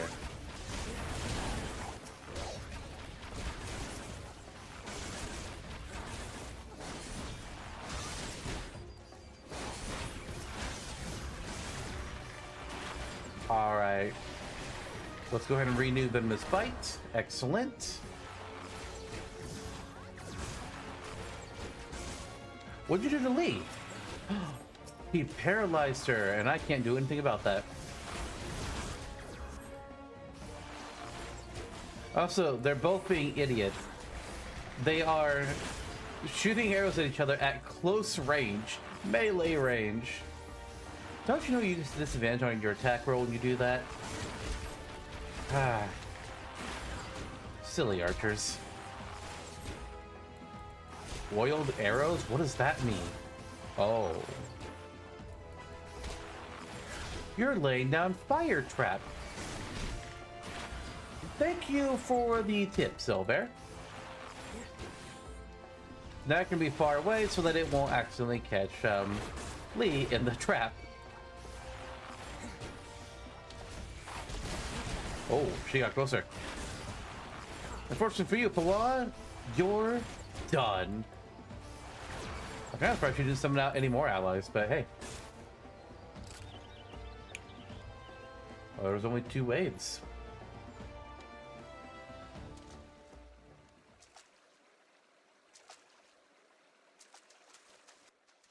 Oh, no, come on. She doesn't get away from this, really?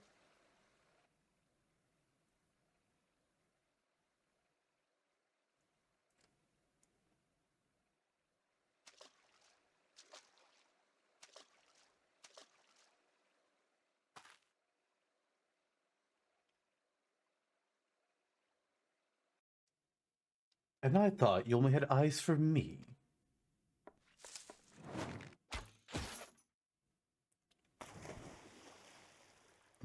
Very well done, you two. Very well done.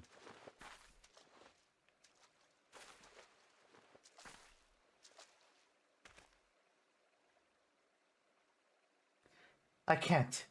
I won't.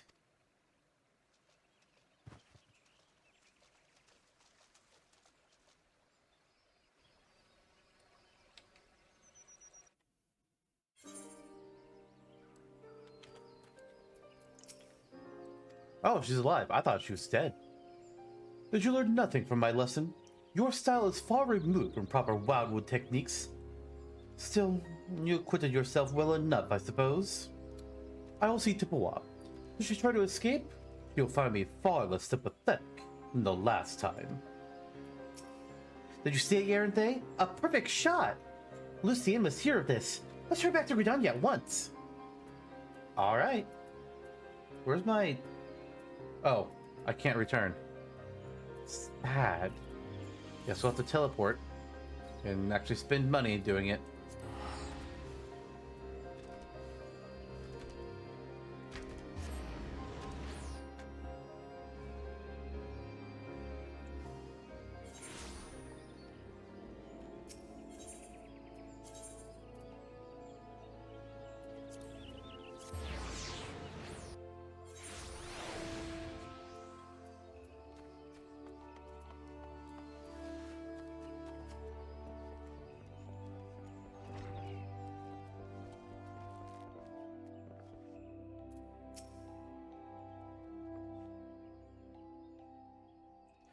I'm relieved to see you again, Yaranthe. If the three of you had not been united in your purpose, Pawad Majuk would still be free, and one or more of you would surely be dead. I am so proud of you, Yaranthe. Not only have you mastered our teachings, but you have also helped your guildmates regain the perspective that they had lost. For showing such compassion to your peers, I wish to teach you a new technique, Wind Bite.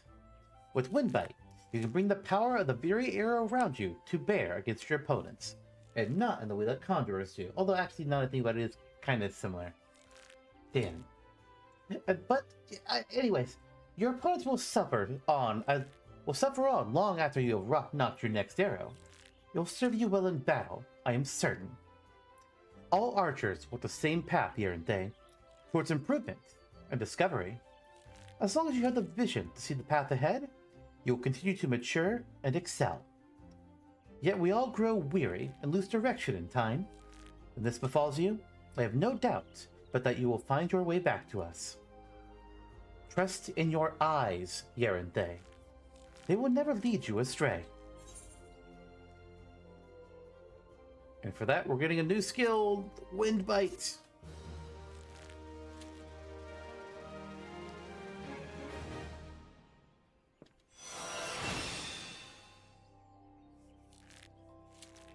So Wind Bite is another damage over time attack alongside Venomous Bite, and they do stack together, so I can use both of them on the same opponents.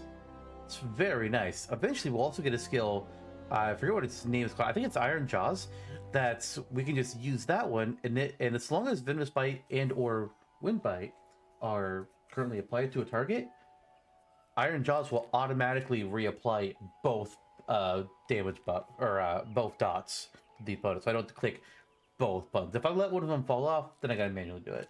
But if I don't, it's pretty nice.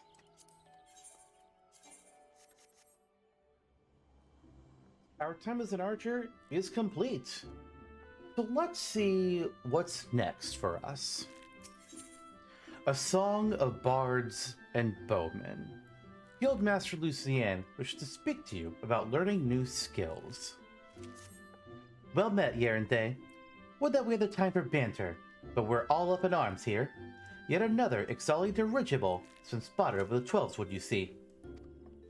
The reappearance calls to my mind the Battle of Griffin Crossing.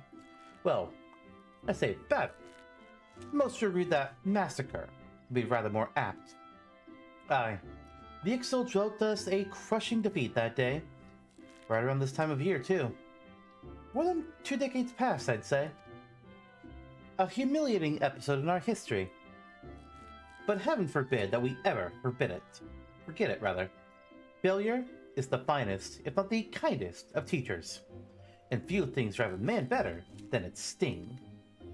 But do let us speak of cheerier matters. Mayhap you've already heard, but a renowned archer has recently returned to the Twelveswood, the one they call the God's Bow. That's just a title, of course. His birth name is Jahentel, and he was one of the God's Quiver. The man was a legend even then, and there was no honor greater than being taken under his tutelage.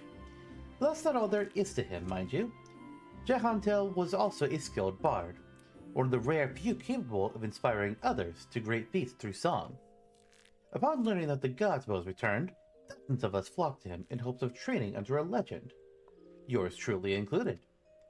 Alas, the meetings haven't unfolded quite as we had hoped. Jahentel has refused to teach each and every suitor that has approached him thus far. Though, it should be mentioned that the topics he is reluctant to instruct us in do not include poetry and song. He seems exceedingly keen to teach us all about them. Some few of us were tempted to take him up on the offer, save that we have a nation to defend. Far be it from my intent to belittle all those bards out there, but I like my chances rather better charging into battle with a quiver than a harp. And here we were hoping that transcendent mastery of the bow might be ours. Oh? By the sparkle in your eyes, I'd wager you have an interest in that self-same poetry and song. Come now, there's no call for shyness, and there is more to life than battle. If you would present yourself as a pupil to Jahentel, I happen to know his whereabouts. I'm given to understand that he has made his camp somewhere west of Quarry Mill in the South Shroud. Jahentel is an agreeable sort of fellow, and who should be willing enough to meet with you. Truth be told, I'm still holding out to hope. If you could find a way into Jahentel's confidence, mayhap he can yet be persuaded to train us. I wish you the best of luck, friend. Well, I can certainly try. To Quarry Mill. We have actually run by this guy once or twice. I thought about making mention of him, but I was like, nah, we'll wait.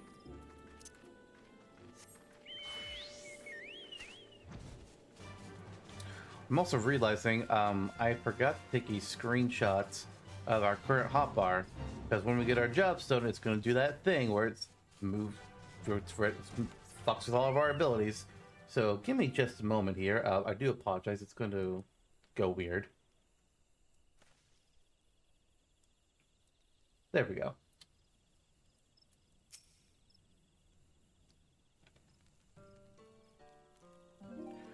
Ah, another guest. You are kind to pay me visit, young one. Naught gives us elderly folk more pleasure, the company of the young. Add to that a steaming pot of tea, and the beauty of the Twelveswood, and we could want for little more. But the curl of your lip tells me that tea and scenery are not what you desire. By your bow, you seek knowledge of archery, I take it. In which case, I'm afraid I must disappoint you. Erenthe, was it? Ah, yes. I am Jahentel, the one they called the God's Bow. But that was in another life. I have long cast aside my bow, taking instead a harp to my breast. For years, I have lived as a bard, going wherever the wind blows, exulting in the beauty of creation through song. To be sure, I saw the eyes to recognize a promising archer when I see one. And you, young one, have promise. Keep your nose to the grindstone, and one day you may count yourself a virtuoso of the bow. Yet know that virtuosity is worthless without virtue. Aye, the words of the ballad of the vainglorious fool tell us this much. You truly wish to remain and learn of poetry and verse? Well, well, well. I must admit to being rather taken aback. In uncertain days such as these, there are few indeed who would devote their time to song, as opposed to more tangible endeavors. You intrigue me, young one. I found myself growing closer as to how the melodies of old might find expression through you. Very curious, rather. I do believe a certain friend of mine would be the self-same opinion. Aye, that would be as good a place as any for us to begin. Listen well, Yerinthe. There is a Moogle named Puck-No-Pokey who can oft be found wandering an area situated east of here. I would have you present yourself to him. Puck-No-Pokey is possessed of a discerning eye for talent. If he sees potential in you, I should be well satisfied that you indeed have the makings of a bard. Heed me, O puissant Elphic. Turn thee over the hourglass of time, that we might gaze upon the battles of yore.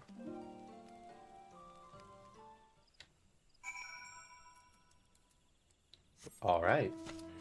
So he gave up the bow, took up the harp. I'm guessing either someone close to him died, or he was part of a big massacre battle and it just left him not wanting to see war anymore. Or maybe he killed a guy and it turned out, and then he met the guy's children and was like, oh no, I'm horrible. I'm guessing it's something along those lines. Where is this Moogle? There they are. You are rather hidden, my friend. How could this have happened? It's just so embarrassing. A blunder for the ancients, Kupo. Oh? You understand what I'm saying, don't you? Well, that's a rare talent. I'll allow. But you've caught me at a bad time, Kupo.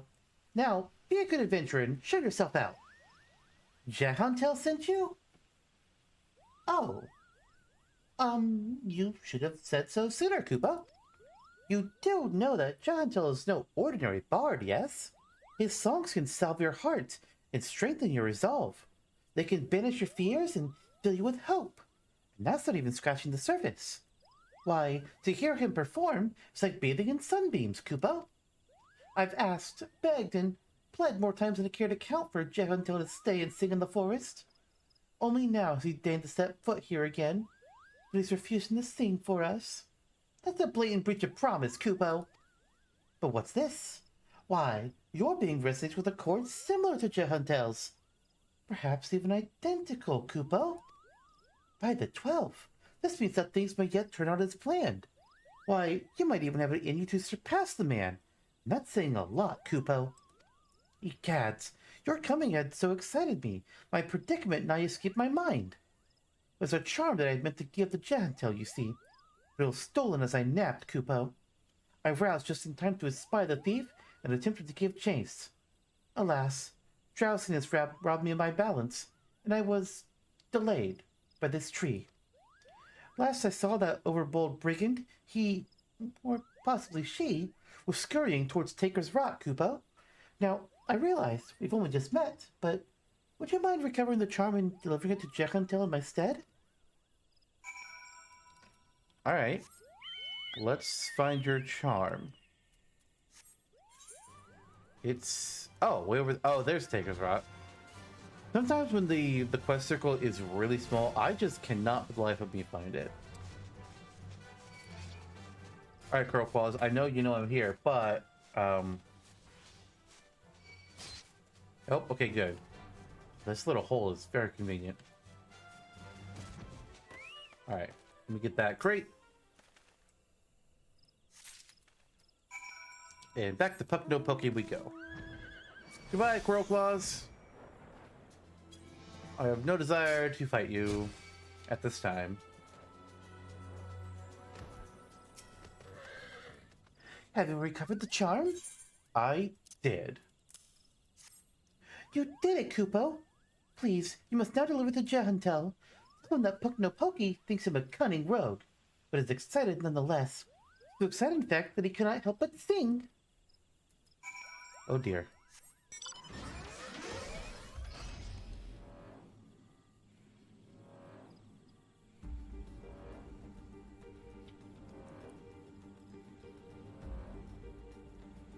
Alright, well, that charm is actually the job stone that we're about to be given. It is going to unlock the ability to sing songs in battle and invigorate our allies. Welcome back, Yaranthe. You have a charm and a message for me from Puck-no-Poke, you say? Interesting. A cunning rogue, am I? I suppose I must explain. Puck-no-Poke and I go a long way back. Back to when I first took up the harp. I made a promise to him then, one that I have yet to make good on. Puck-no-Poke has long desired that I remain in the Twelves Wood to sing for the rest of my days. Regrettably, I've been ill able to oblige him. Duty called, you see. I had battlefields to stand upon and comrades to protect. Moreover, an event came to pass that rendered my being in the Twelves Wood problematic. I thought that by taking eager souls such as you under my wing, mayhap it would suffice to appease Puck-no-Poke. Of course, he saw straight through my little ruse. The Moogle's lacking grace, they amply make up for it. In wit. The creatures are great lovers of song. That you return with this charm is proof positive of his high regard for your potential as bard and archer alike. The charm is a crystal known as the soul of the bard. Puck-no-Poke asked that you bring it to me, aye, but he meant for you to have it. It is a gift from the Moogles, bestowed upon those they deem worthy of walking the path of the true bard. The soul of the bard harbors memories of the past, verses and refrains sung in tune. As you gain in worldly experience, more of these memories will find expression through your being, imbuing your song with powers untold. Now it may surprise you to hear that bowmen and bards are as next of kin. By the same token, mastery of song is dependent upon one's prowess as an archer. The sense in this will be lost upon you at first, but in time the realization will dawn that bow and harp are but stringed instruments played by the same hand. Go now, Yaranthe. Let your body and soul drink deep of the melodies of old. When next we meet, I hope to see a fellow fledged bard standing before me, one who exceeds even Puck-no-Poke's wildest expectations.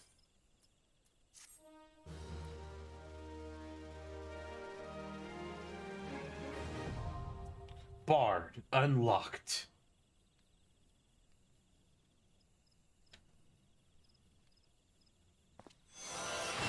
A melody sung by the bards of old resounds within you.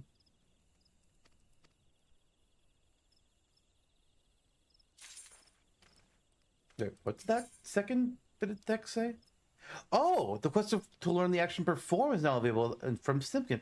Oh, right. Anybody that takes up the bard class can perform music in the game. There's a whole perform system to it. People have bands and such that they use in game.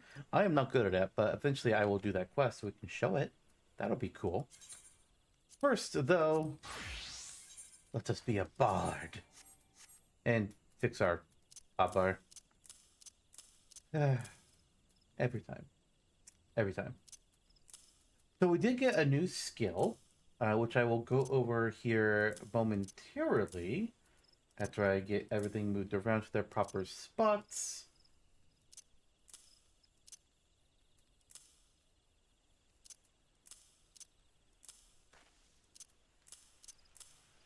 Mage's Ballad. So Mage's Ballad is a song, and when I activate it, then for 45 seconds, myself and all my party members within 50 yalms of me get a 1% damage boost.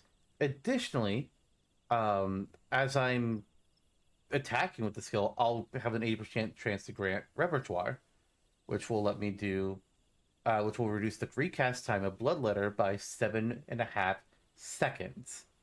So we'll just like be constantly going down every now and then. It's pretty nice. I like it. The Archer's Anthem. Jehantel wishes to teach you how to learn a new song. The glint of determination in your eyes is a testament to your newfound strength. Put me in mind of my salad days, Yaranthe. Oh, you would know why I truly abandoned the battlefield and became a bard. That I took an arrow in the knee is what most folk believe, but it is quite clear you are not most folk. Very well. I shouldn't insult your intelligence with an untruth. For now, Allow me to answer by saying that everything in creation is given to change. And man, most of all, I was drawn to the power of song, the power to touch the very souls of men, and decided that I must pursue it. Sadly, that power has been all but forgotten this age of cynicism. Such songs as those performed by tavern bards serve no purpose beyond the amusement of drunkards. But that wasn't always the way of it. There was a time when song could shape the outcome of conflict. Ever since nations first quarreled, armies have fielded archers wherewith they rained death upon the enemy from afar. And as the battle unfolded, however, the distinction between the lines of friends and foe would grow hazy. Yet the archer's part did not end there. To stay ever alert, with arrow nocked and eyes trained upon the struggle. Even as his comrades fell, turning the earth red with their blood, the archer could ill afford to avert his gaze, lest that moment cost another his life. One need not have a vivid imagination to appreciate the torrent of emotions that raged within him in that moment. Nerves near to fraying, his breast fit to burst. The archer, the only thing he could. He sang. His bow became a makeshift instrument, plucked as an accompaniment. At first, the archer sang only to still the roiling within, but his voice chanced to carry to his comrades. It inspirited those engaged in combat, lending strength to their sword arms. And to those who lay upon the precipice of death, it granted a moment of peace. Realizing the tactical potential of song, yet loath to set aside skilled archers for that purpose, armies began raising dedicated regiments of minstrels. But the members of such units were no warriors, weren't they? Fair of voice and nimble of finger, these career minstrels could find a place in the hall of any lord. But they knew not of the burden borne by those who charge into battle, whose lot is to dance with death and sup on pain. And so their songs rang hollow, holding no power over the hearts of men. In eastern Lenosha, spirits are said to haunt the trees of Raincatcher Gully. I would ask you to travel there and await the emergence of these specters. Through force of arms, you are to release the spirits from their tormented existence, and, in the doing, ease their unfathomable suffering. With such a deed must you draw forth an ancient melody from the soul of the bard. I hope so. If we don't, I'll be upset. Alright, so let's go. Wait, is that the right spot? Yeah. I don't know what's closer. Which one's cheaper? Costa del Sol or White Bird? They're the same. Let's just go to Costa del Sol. Keep it easy.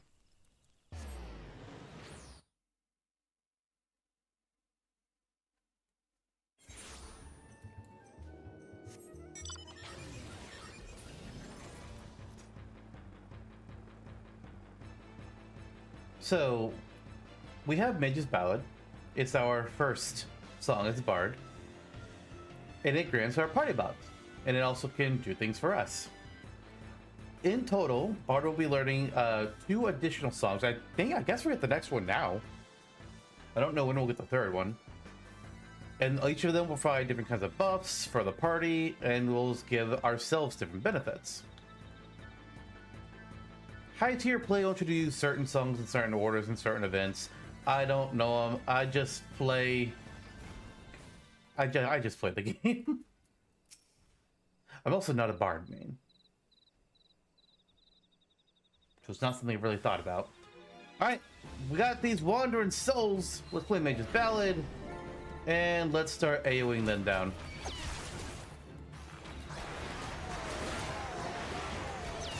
I can also use Bloodletter just to hit one for extra damage. Alright, one's down. Oh, now I get my extra hit. It couldn't happen when I was AoEing them. Okay.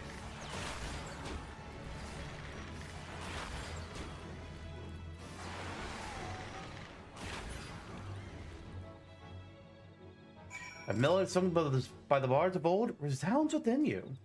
And we're already done. Let's go back to Quarry Mill. and go talk to Jahantel.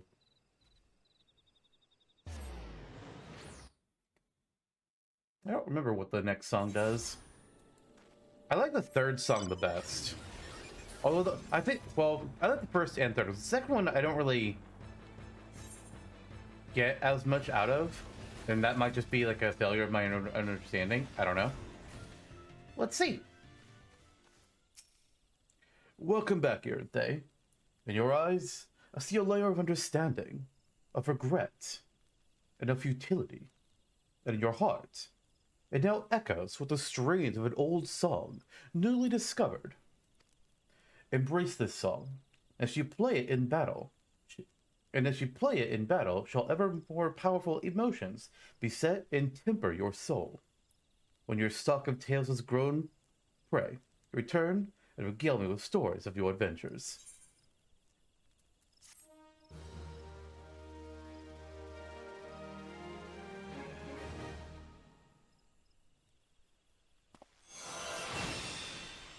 We learned the Warden's Payan? I don't know how you pronounce that word, but that's our second song. So with this one, oh, wrong spot. With this one, oh wait, no, this isn't one of our songs. This is something else. Removes one slight detrimental effect from self or target party member. Oh, it's basically Isuna. We have an Isuna now. I'm actually really okay with that. I'm gonna put that, I guess... I don't know where I want to put that. I guess we'll just put this right here for now. But cool. Bard's Eye View. Jahantel would help you to learn yet another melody of the Bard. It's good to see you return, Irinthe, and more seasoned still for your time in the world. Call me a spoony bard, but as a man in the winter of his years, it gives me great joy to observe an adventurer in the spring of his. This is an odd time for recollection. It was a spring day when a bard first came to my hometown. He played the most sorrowful chords, even as his words tantalized the ear like the breath of one's first love. Many a maiden's heart was stolen during his visit, and doubtless more besides. Irinthe, would you believe that common bards, too, were born of archers? This may seem far-fetched upon first hearing, but isn't so far a stretch. I kind of love the mentioning of this because I don't know how common this thought is, but I know for some people, the idea of having the archer class go into the bard job came as a surprise. It's like, what? Really? Are you going from shooting arrows to playing music? That seems like a stretch. Ask yourself this. What becomes of soldiers when conflict gives way to peacetime? Some have lives they might return to, aye, but most... Oh god, what is wrong with me? But most must needs take up a new trade to make ends meet. Well, it so happened that many who had once bent the bow took to strumming the harp. They wandered the realm, singing passionately and earnestly of the war as seen through their own eyes, of sweet victories and bitter defeats, of sacrifice and cowardice. Their songs so captured the imagination of the people. Nary a day passed that bard was not called to perform, be it in a humble tavern or some great lord's hall. Alas, their popularity proved their downfall, intoxicated by the attentions of the masses. The bards took to embellishing their songs in a bid to outdo one another, and over time, each song was short of verity, for the bard's repertoire contained not one shred of truth. By now, you will know that such songs have no purchase upon men's hearts. Certainly, a bawdry tune may set off fits of laughter in a sailor, and a sorrowful ballad summon tears in the eyes of a soft-hearted maiden. Yet these are but pale shadows of what songs can achieve. For a blessing, this decline did not escape the notice of the Mughals. As great patrons of the arts, they feared that the true power of song might be lost to mankind. So it was that they labored to gather and safeguard those crystals known as souls of the bard, that they might be bestowed upon worthy men and women. Now, well as I know you relish listening to my sermons, I dare say it's past time we moved on to the practical side of the lesson. I know I have mentioned this previously, but tell me, are you perchance familiar with the Ballad of the Vainglorious Fool? No, not really. Nay, well, that won't do at all. You must remedy this post-haste. The song recounts the massacre of Griffin Crossing, a battle that took place decades past, wherein countless Gridanian lives came to a premature end. But do forgive me, I seem to have mistaken the proper order of things. Before I begin, I must be convinced that the point of the tale will not be lost upon you. Elsewise, I will waste my breath for the telling of it. Now, heed well these instructions. You must make your way to Welwick Wood, where resides a mated pair of old goats that have but recently lost a kid. The pair has been driven mad with grief, and only death will put an end to the uncontrolled rampages. Linger in their territory until you encounter the beasts, then let fly your arrows of mercy. As you liberate them from their sorrow, so too shall your soul resonate with the echoes of poignant melody.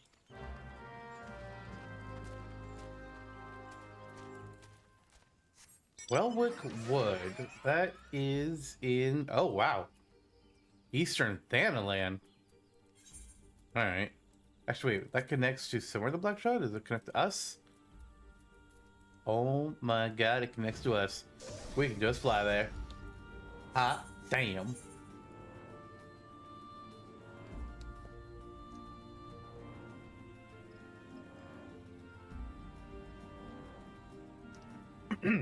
I won't lie. I think I would have preferred if Archer had gone into a different job than Bard. Like, say, Sniper or Hunter, Trapper. And then either Bard was its own, like, came out with feature expansion, so it could just be its own thing, or maybe we could have spun off of Minstrel or something. I would prefer them to be separate, but it's okay. Just not really how I wanted it to go, personally. I wanted more arrow stuff and less song. Well, we still got a lot of arrow stuff, don't get me wrong. Alright, here's the morning Billy and the morning Nanny. Let's play a song for him.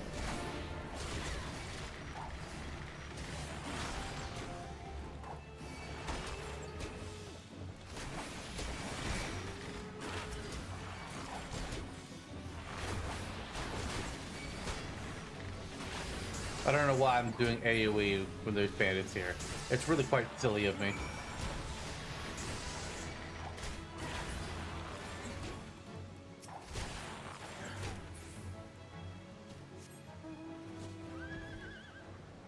And now we return.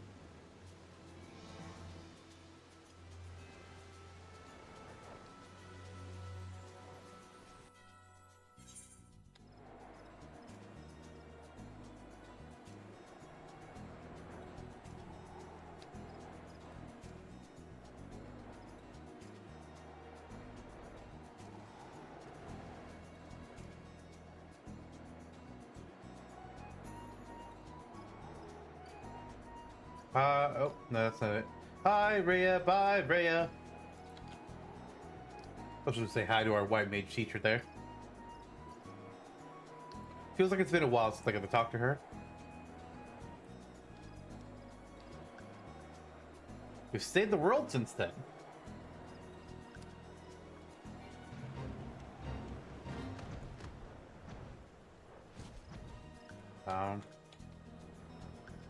Where's Jamdo? There he is. Welcome back, Yerinthe. I can almost hear the cries of mourning that have seared themselves into your soul. That you remain unbowed with such anguish is a testament to your spirit's fortitude. Yet even as your heart swells to contain these new experiences, you must not neglect your skills with the bow. A resilient heart must needs have a robust body in which to beat. Once you have trained both to equal strength, then shall I perform for you the Ballad of the Vainglorious Fool.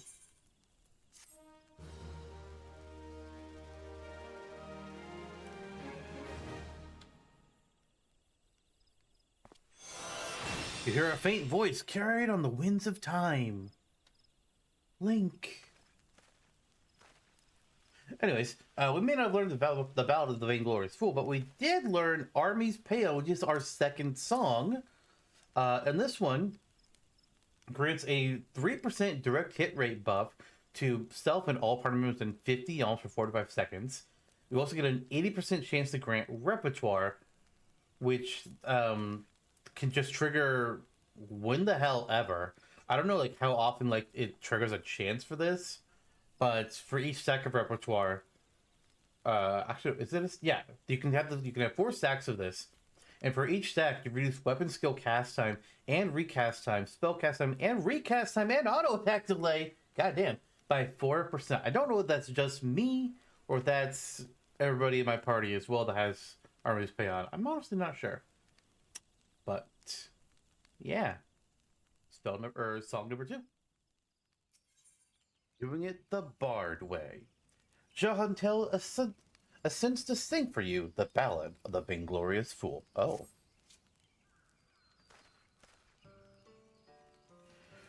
Welcome back, Yurnthe. By your tranquil countenance, it is plain that both your body and soul are in readiness for the next stage of your journey. Very well. The time is ripe to teach you the Ballad of the Vainglorious Fool. The song tells a tale of an archer of the God's Quiver whose peerless skill was surpassed only by his hubris.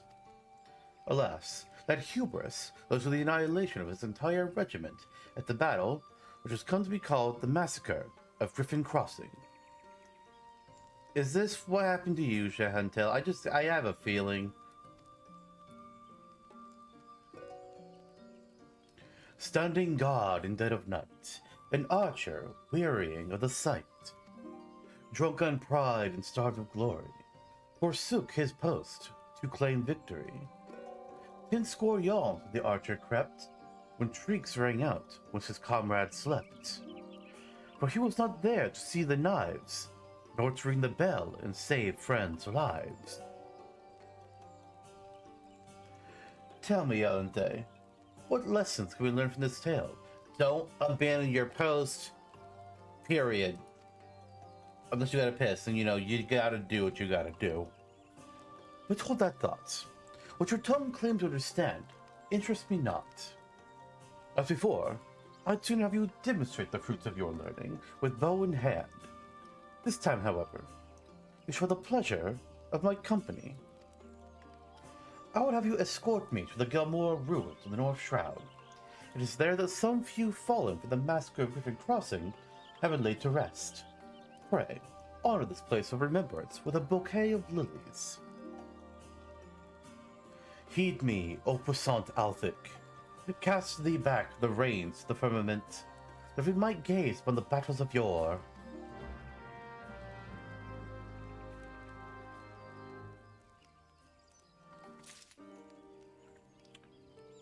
So that is in the North Shroud.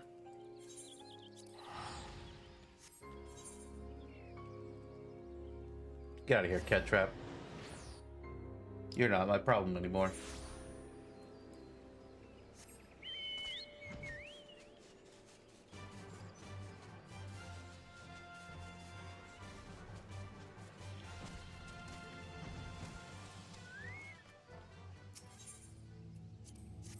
Let's lay the flowers.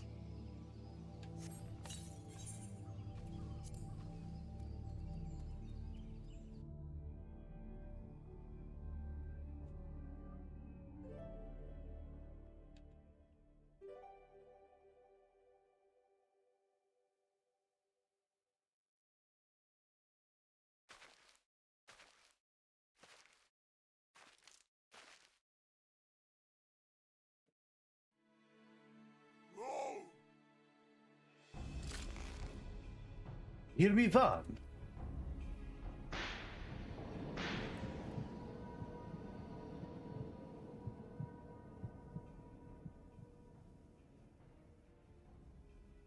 No, I cannot.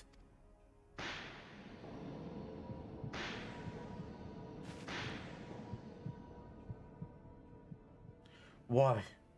Why do I still draw breath?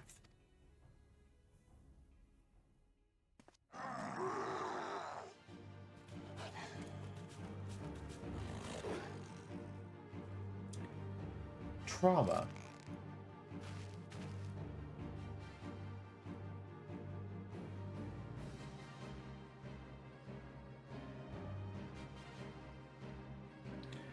The sin of the past would beget another. Forgive me, Yaranthe. He can't bring himself to use his bow ever since that night. That's fine. I can do it. Haha!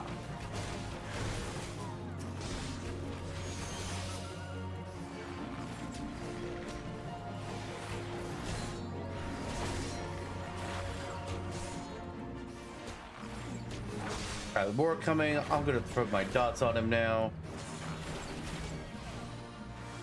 If I can get these swift beaks. Oh, a fog collar. Are you a healer? Or are you a black mage? Or thaumaturge, rather. You heal or do you harm?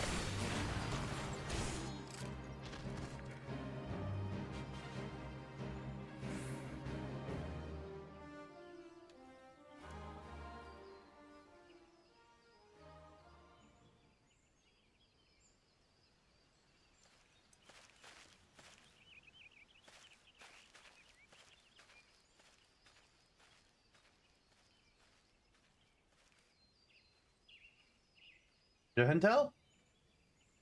Where are you?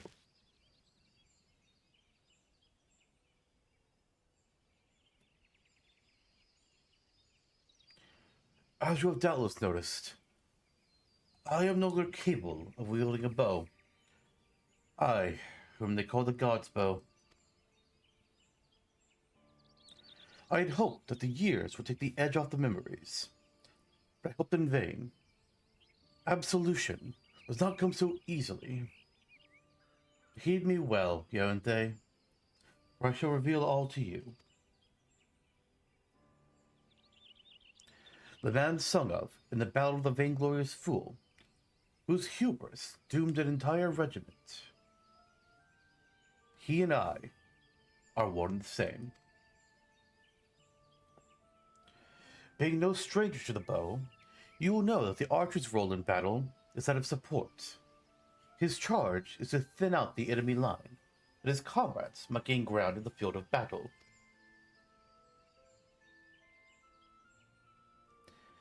By that most basic of criteria, I was unfit to hold a bow from the first.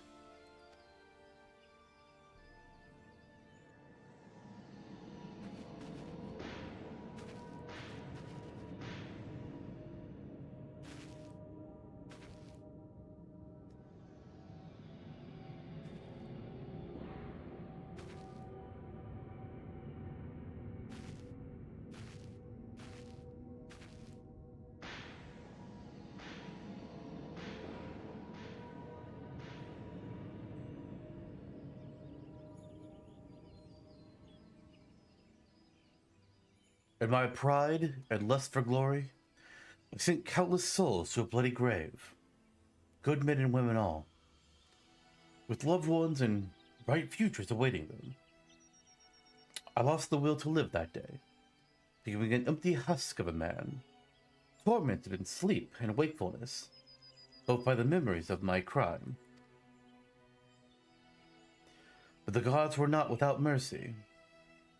They gifted me with song, that I might find a measure of solace in my wretched existence.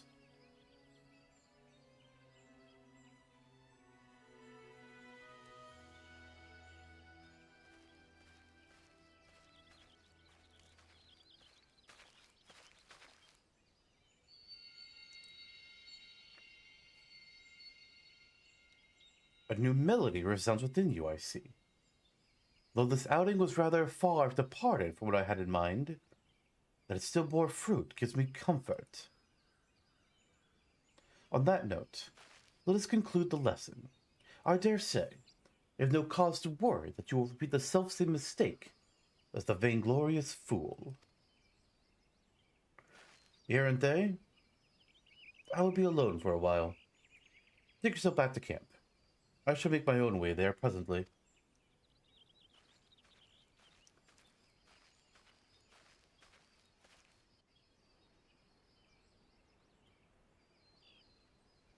Your empathy unlocks echoes of an ancient melody within you.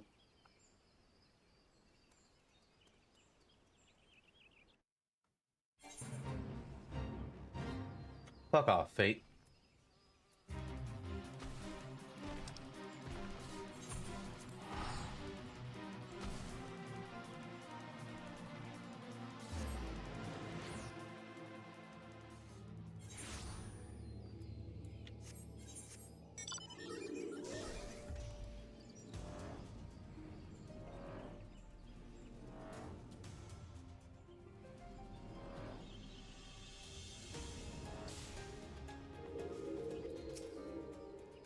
I'm glad to see you safely returned.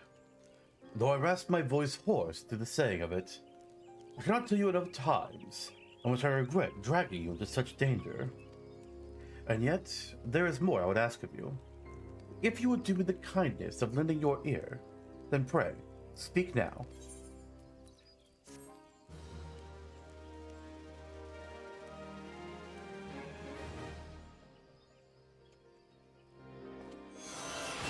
You hear a faint voice carried on the winds of time. And we learned Reign of Death, which can be our AoE version of Bloodletter. So I'm going to put that right there. Pieces of the past. Time to get our armor. Jahuntil has a request for you. You will listen to my request, though you know me for the vainglorious fool I am. I am humbled. The boon I ask of you is simple. I would have you sing for me. Fine, but not in real life.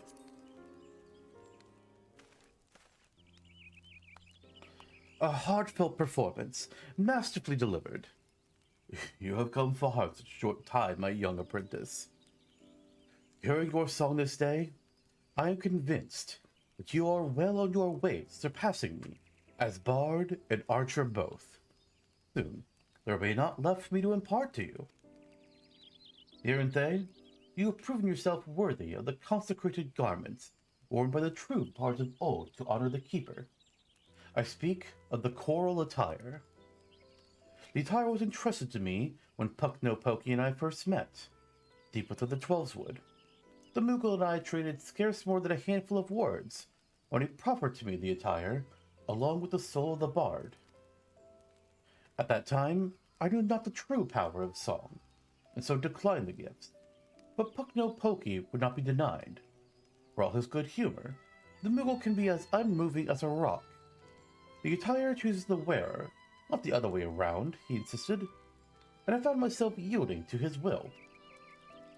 In mastering the verses of war, I won acclaim beyond my wildest dreams upon the fields of battle, and for a time, I was well pleased.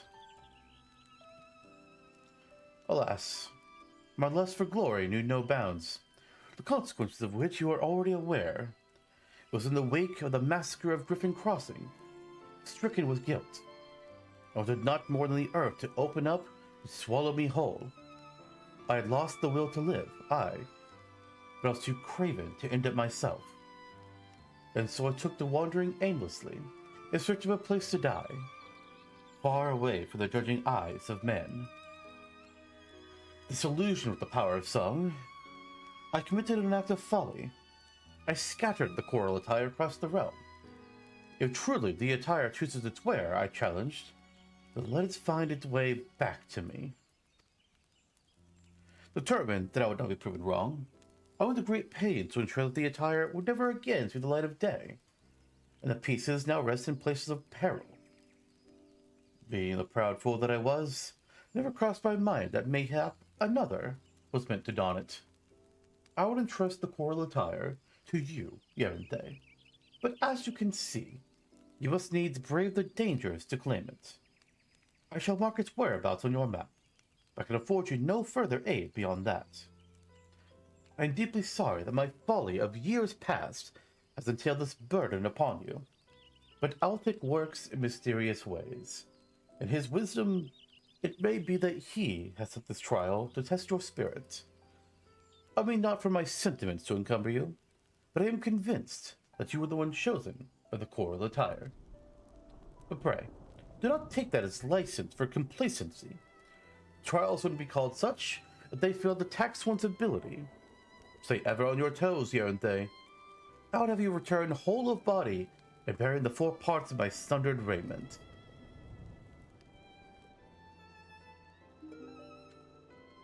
Heed me, O puissant Altic. Reverse thee the seasons turning, and be my gaze upon the battles of yore.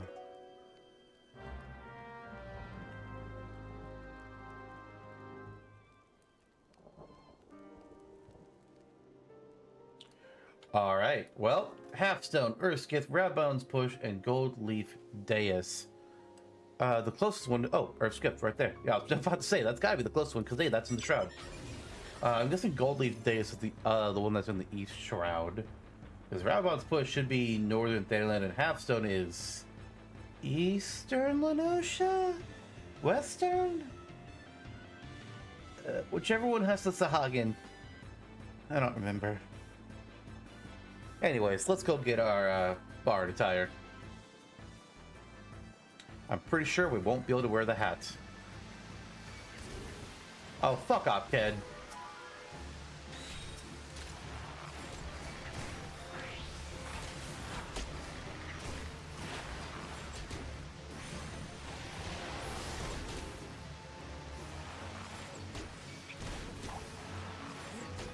We just left it in a sack out in the open.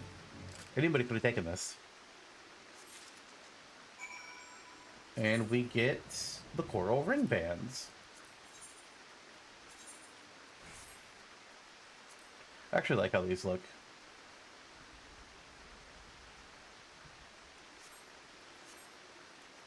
Alright, let's go to the East Shroud. Since we know something's there.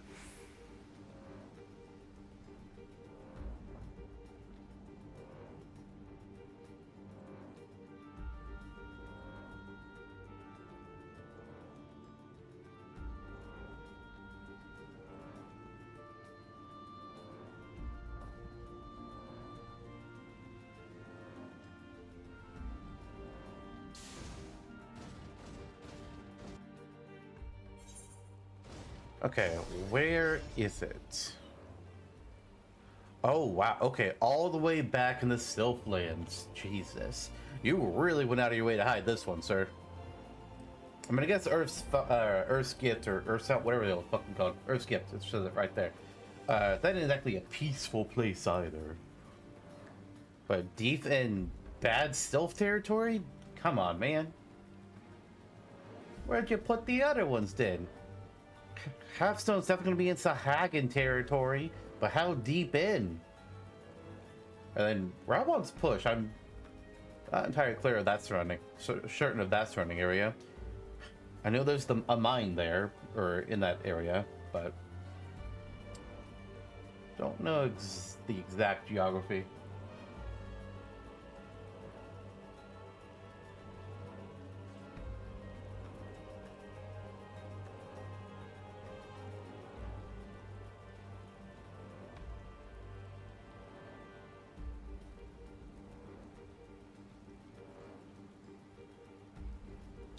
I thought we'd have to battle for these, but we don't. Only if an enemy around finds us. Alright, that is the Coral Chapeau. I doubt we can wear the hat. Yeah, no hats for us. Ah, Western Leadership, that's what it is.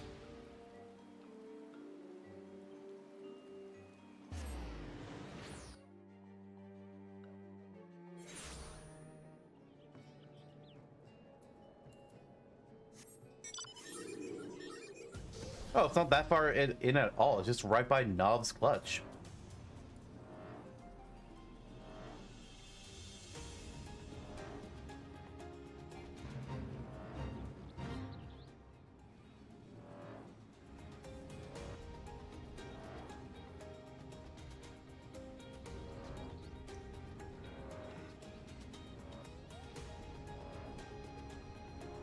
I missed it.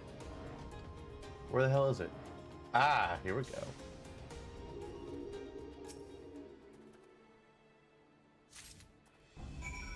And that is the coral tights, which are different colors, and it kind of bothers me, in perfect honesty. I wonder if this will look better on Yerinthe, because on my main character, I absolutely hated how this looked on him. Some outfits look great on some characters, races, general designs and schemes.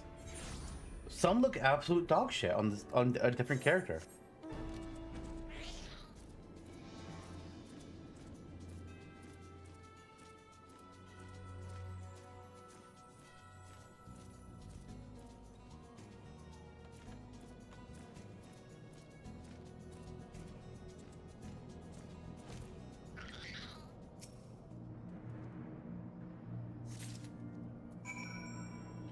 And we get the coral sandals. Oh. Yeah, I don't like that. Oh. Ugh. I liked our other boots better. Oh well. Back to quarry mill.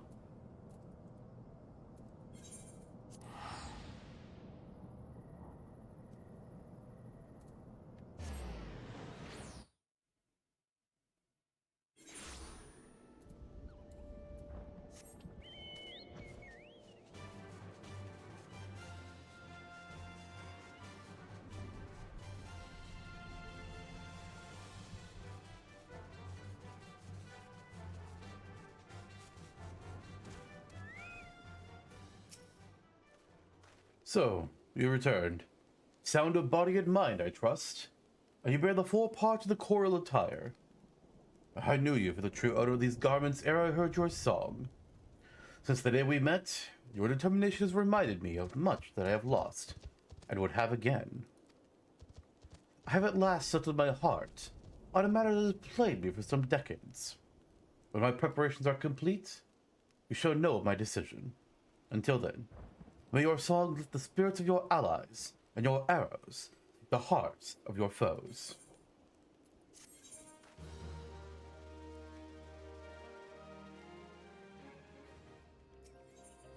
Requiem for the Fallen. Jehuntel wishes to bestow upon you the final garment of the coral attire. You have done well, my young apprentice.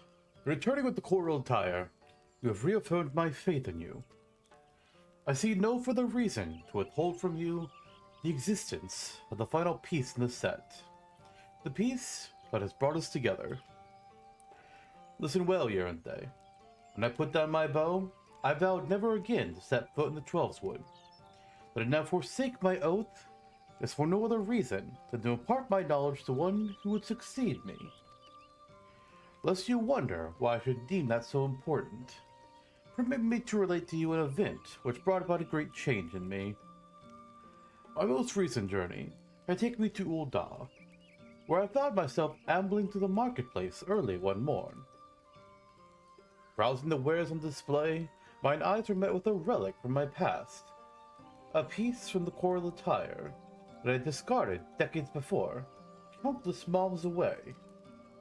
I felt at once that it was not mere chance that had reunited me with it, and put forth a coin with nary a pause.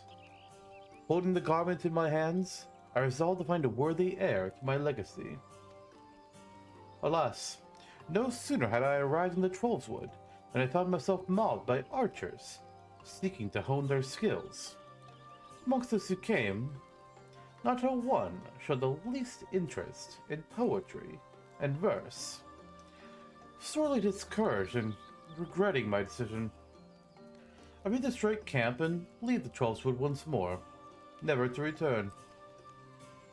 It was then that you appeared, young one. When you expressed your desire to learn song, I could scarce contain my joy. Looking back, I am fully convinced that our meeting had been preordained. Your coming has instilled me with the courage to attend that matter of which I spoke earlier. I am ready. ready to make a pilgrimage to the scene of my regiment's demise. Ever since that fateful day, I've been haunted by visions of my fallen comrades, torment graven upon their bloodied faces. Lost to hope, but too craven to end my own life, I wandered the land aimlessly, seeking a place to die. The heavens denied me even that. Yet, just when it seemed that despair would draw me wholly into its black abyss, never to emerge again, a melody resounded within me. It was then that I awakened to the power of song, and found new purpose in life. I embarked upon a journey to master such verses as would bestow peace upon the fallen, that I might lay the tortured souls of my comrades to rest. It has taken long years, but now I believe I can offer a requiem worthy of my comrades. To do so, however, I'll require one last favor of you, Yaranthe. I'll have you escort me to the west of the Observatorium in the Kurthis Central Highlands. It is there we shall find the scene of my regiment's demise.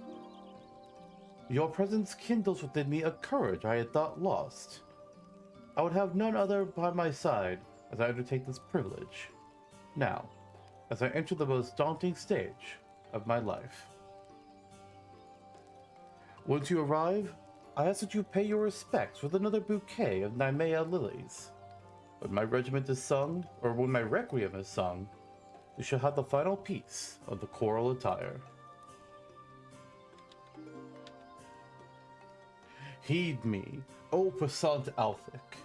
Reverse thee the dance of the stars athwart the night sky, that we might ease the suffering of souls long departed.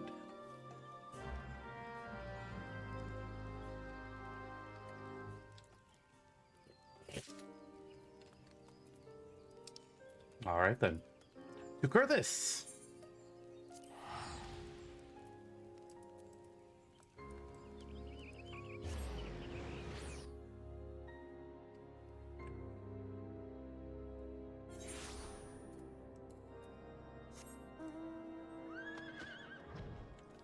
Alright, so where exactly is this at? Oh, wow, just right outside Dragonhead? Huh. Interesting. I would have thought it'd be more like, you know, further away, or maybe near the Ixal, or out in this wasteland. No, literally like 5 steps from Dragonhead. They didn't help you guys? Where even was your camp? I guess it was like a long time ago.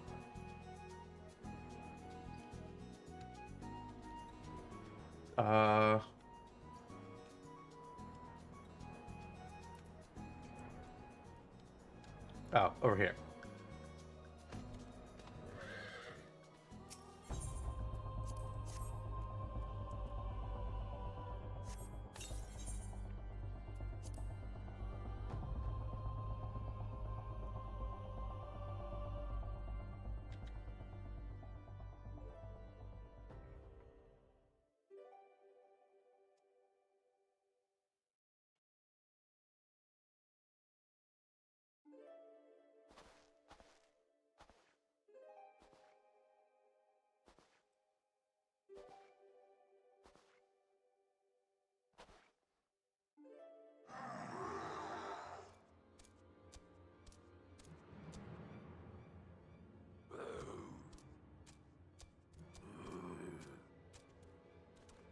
Ixal. Here. Again, right outside Camp Dragonhead. Where are the Ashgardians? We are surrounded, and our foes seem disinclined to listen to parley. We must survive this year, they. My soul is overburdened with the deaths of too many dear companions. Oh, don't worry. We got this. These dicks ain't got nothing on us. First of all, Mage's Ballad, Rain of Death, Reggie Strikes, AoE him down. Ah, so good. Oh, I've been stuck. I'm stuck. I hate that. I hate being in second place. There we go. I can move again. Thank Christ. Rain of death! Slide volley! I don't need to be by your side. I got this, man. They're almost dead. Okay. Wait, Boldwing is still alive? Are you kidding me? Get it? Oh! Fuck off, sir. You're totally Hewlett. You also fuck off. Okay, Boldwing is dead. Finally.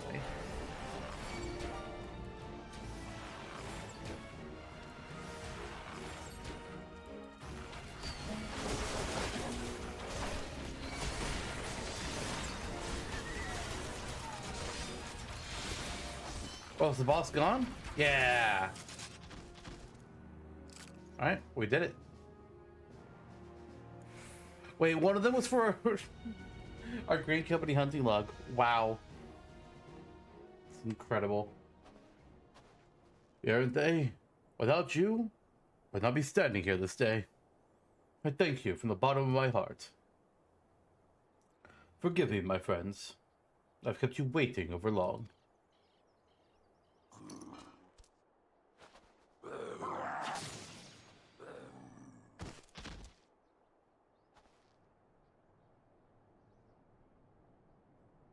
Keeper be praised. I can wield a bow once more.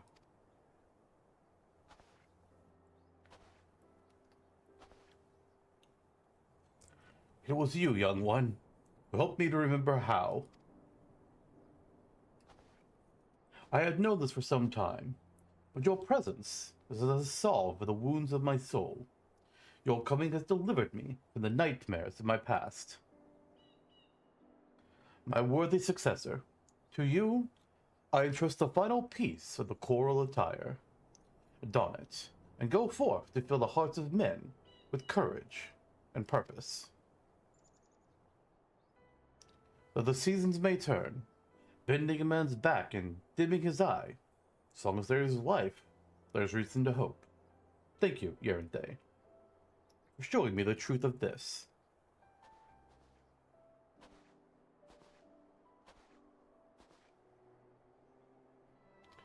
With the blood of my comrades upon my hands, simply draw breath racked with such guilt as I could not bear. The time for mourning is past.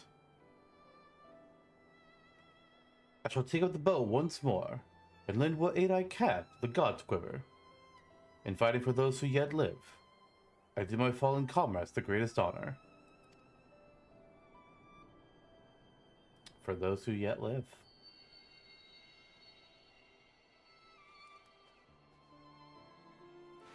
Yet another melody resounds within you, I see. And there is not more I can impart to you.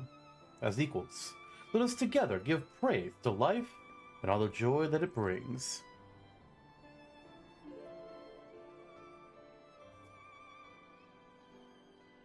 Heed me, O puissant Alphic. Turn thee over the hourglass of time, that we might exult in the glory of all creation. Is thine exalted name we sing, the living may savor life, the departed know true peace.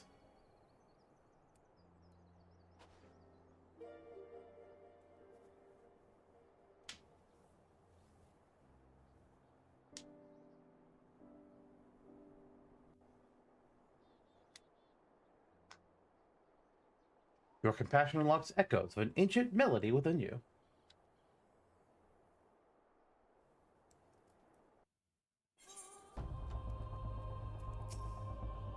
I thank you again, Yerente. You have blessed this old fool with a gentle touch of salvation. And yours the awaits. Go forth now, and inspire endless hope and courage with the beauty of your songs. May we one day meet again. And with that, we'll get the coral shirt, our bard's tag coffer, and battle voice. A new skill.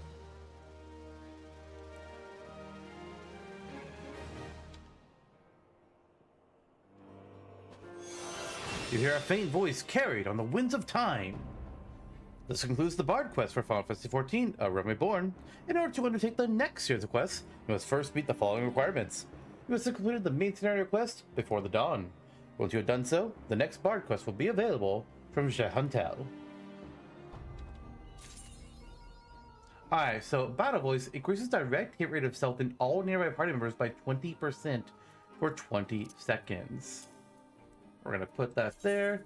Let's grab our coral shirt, open up the coffer, and now let's compare the two outfits, because I think that's a fun thing to do. We still have on the coral tight, so I just need to put all the other ones back on.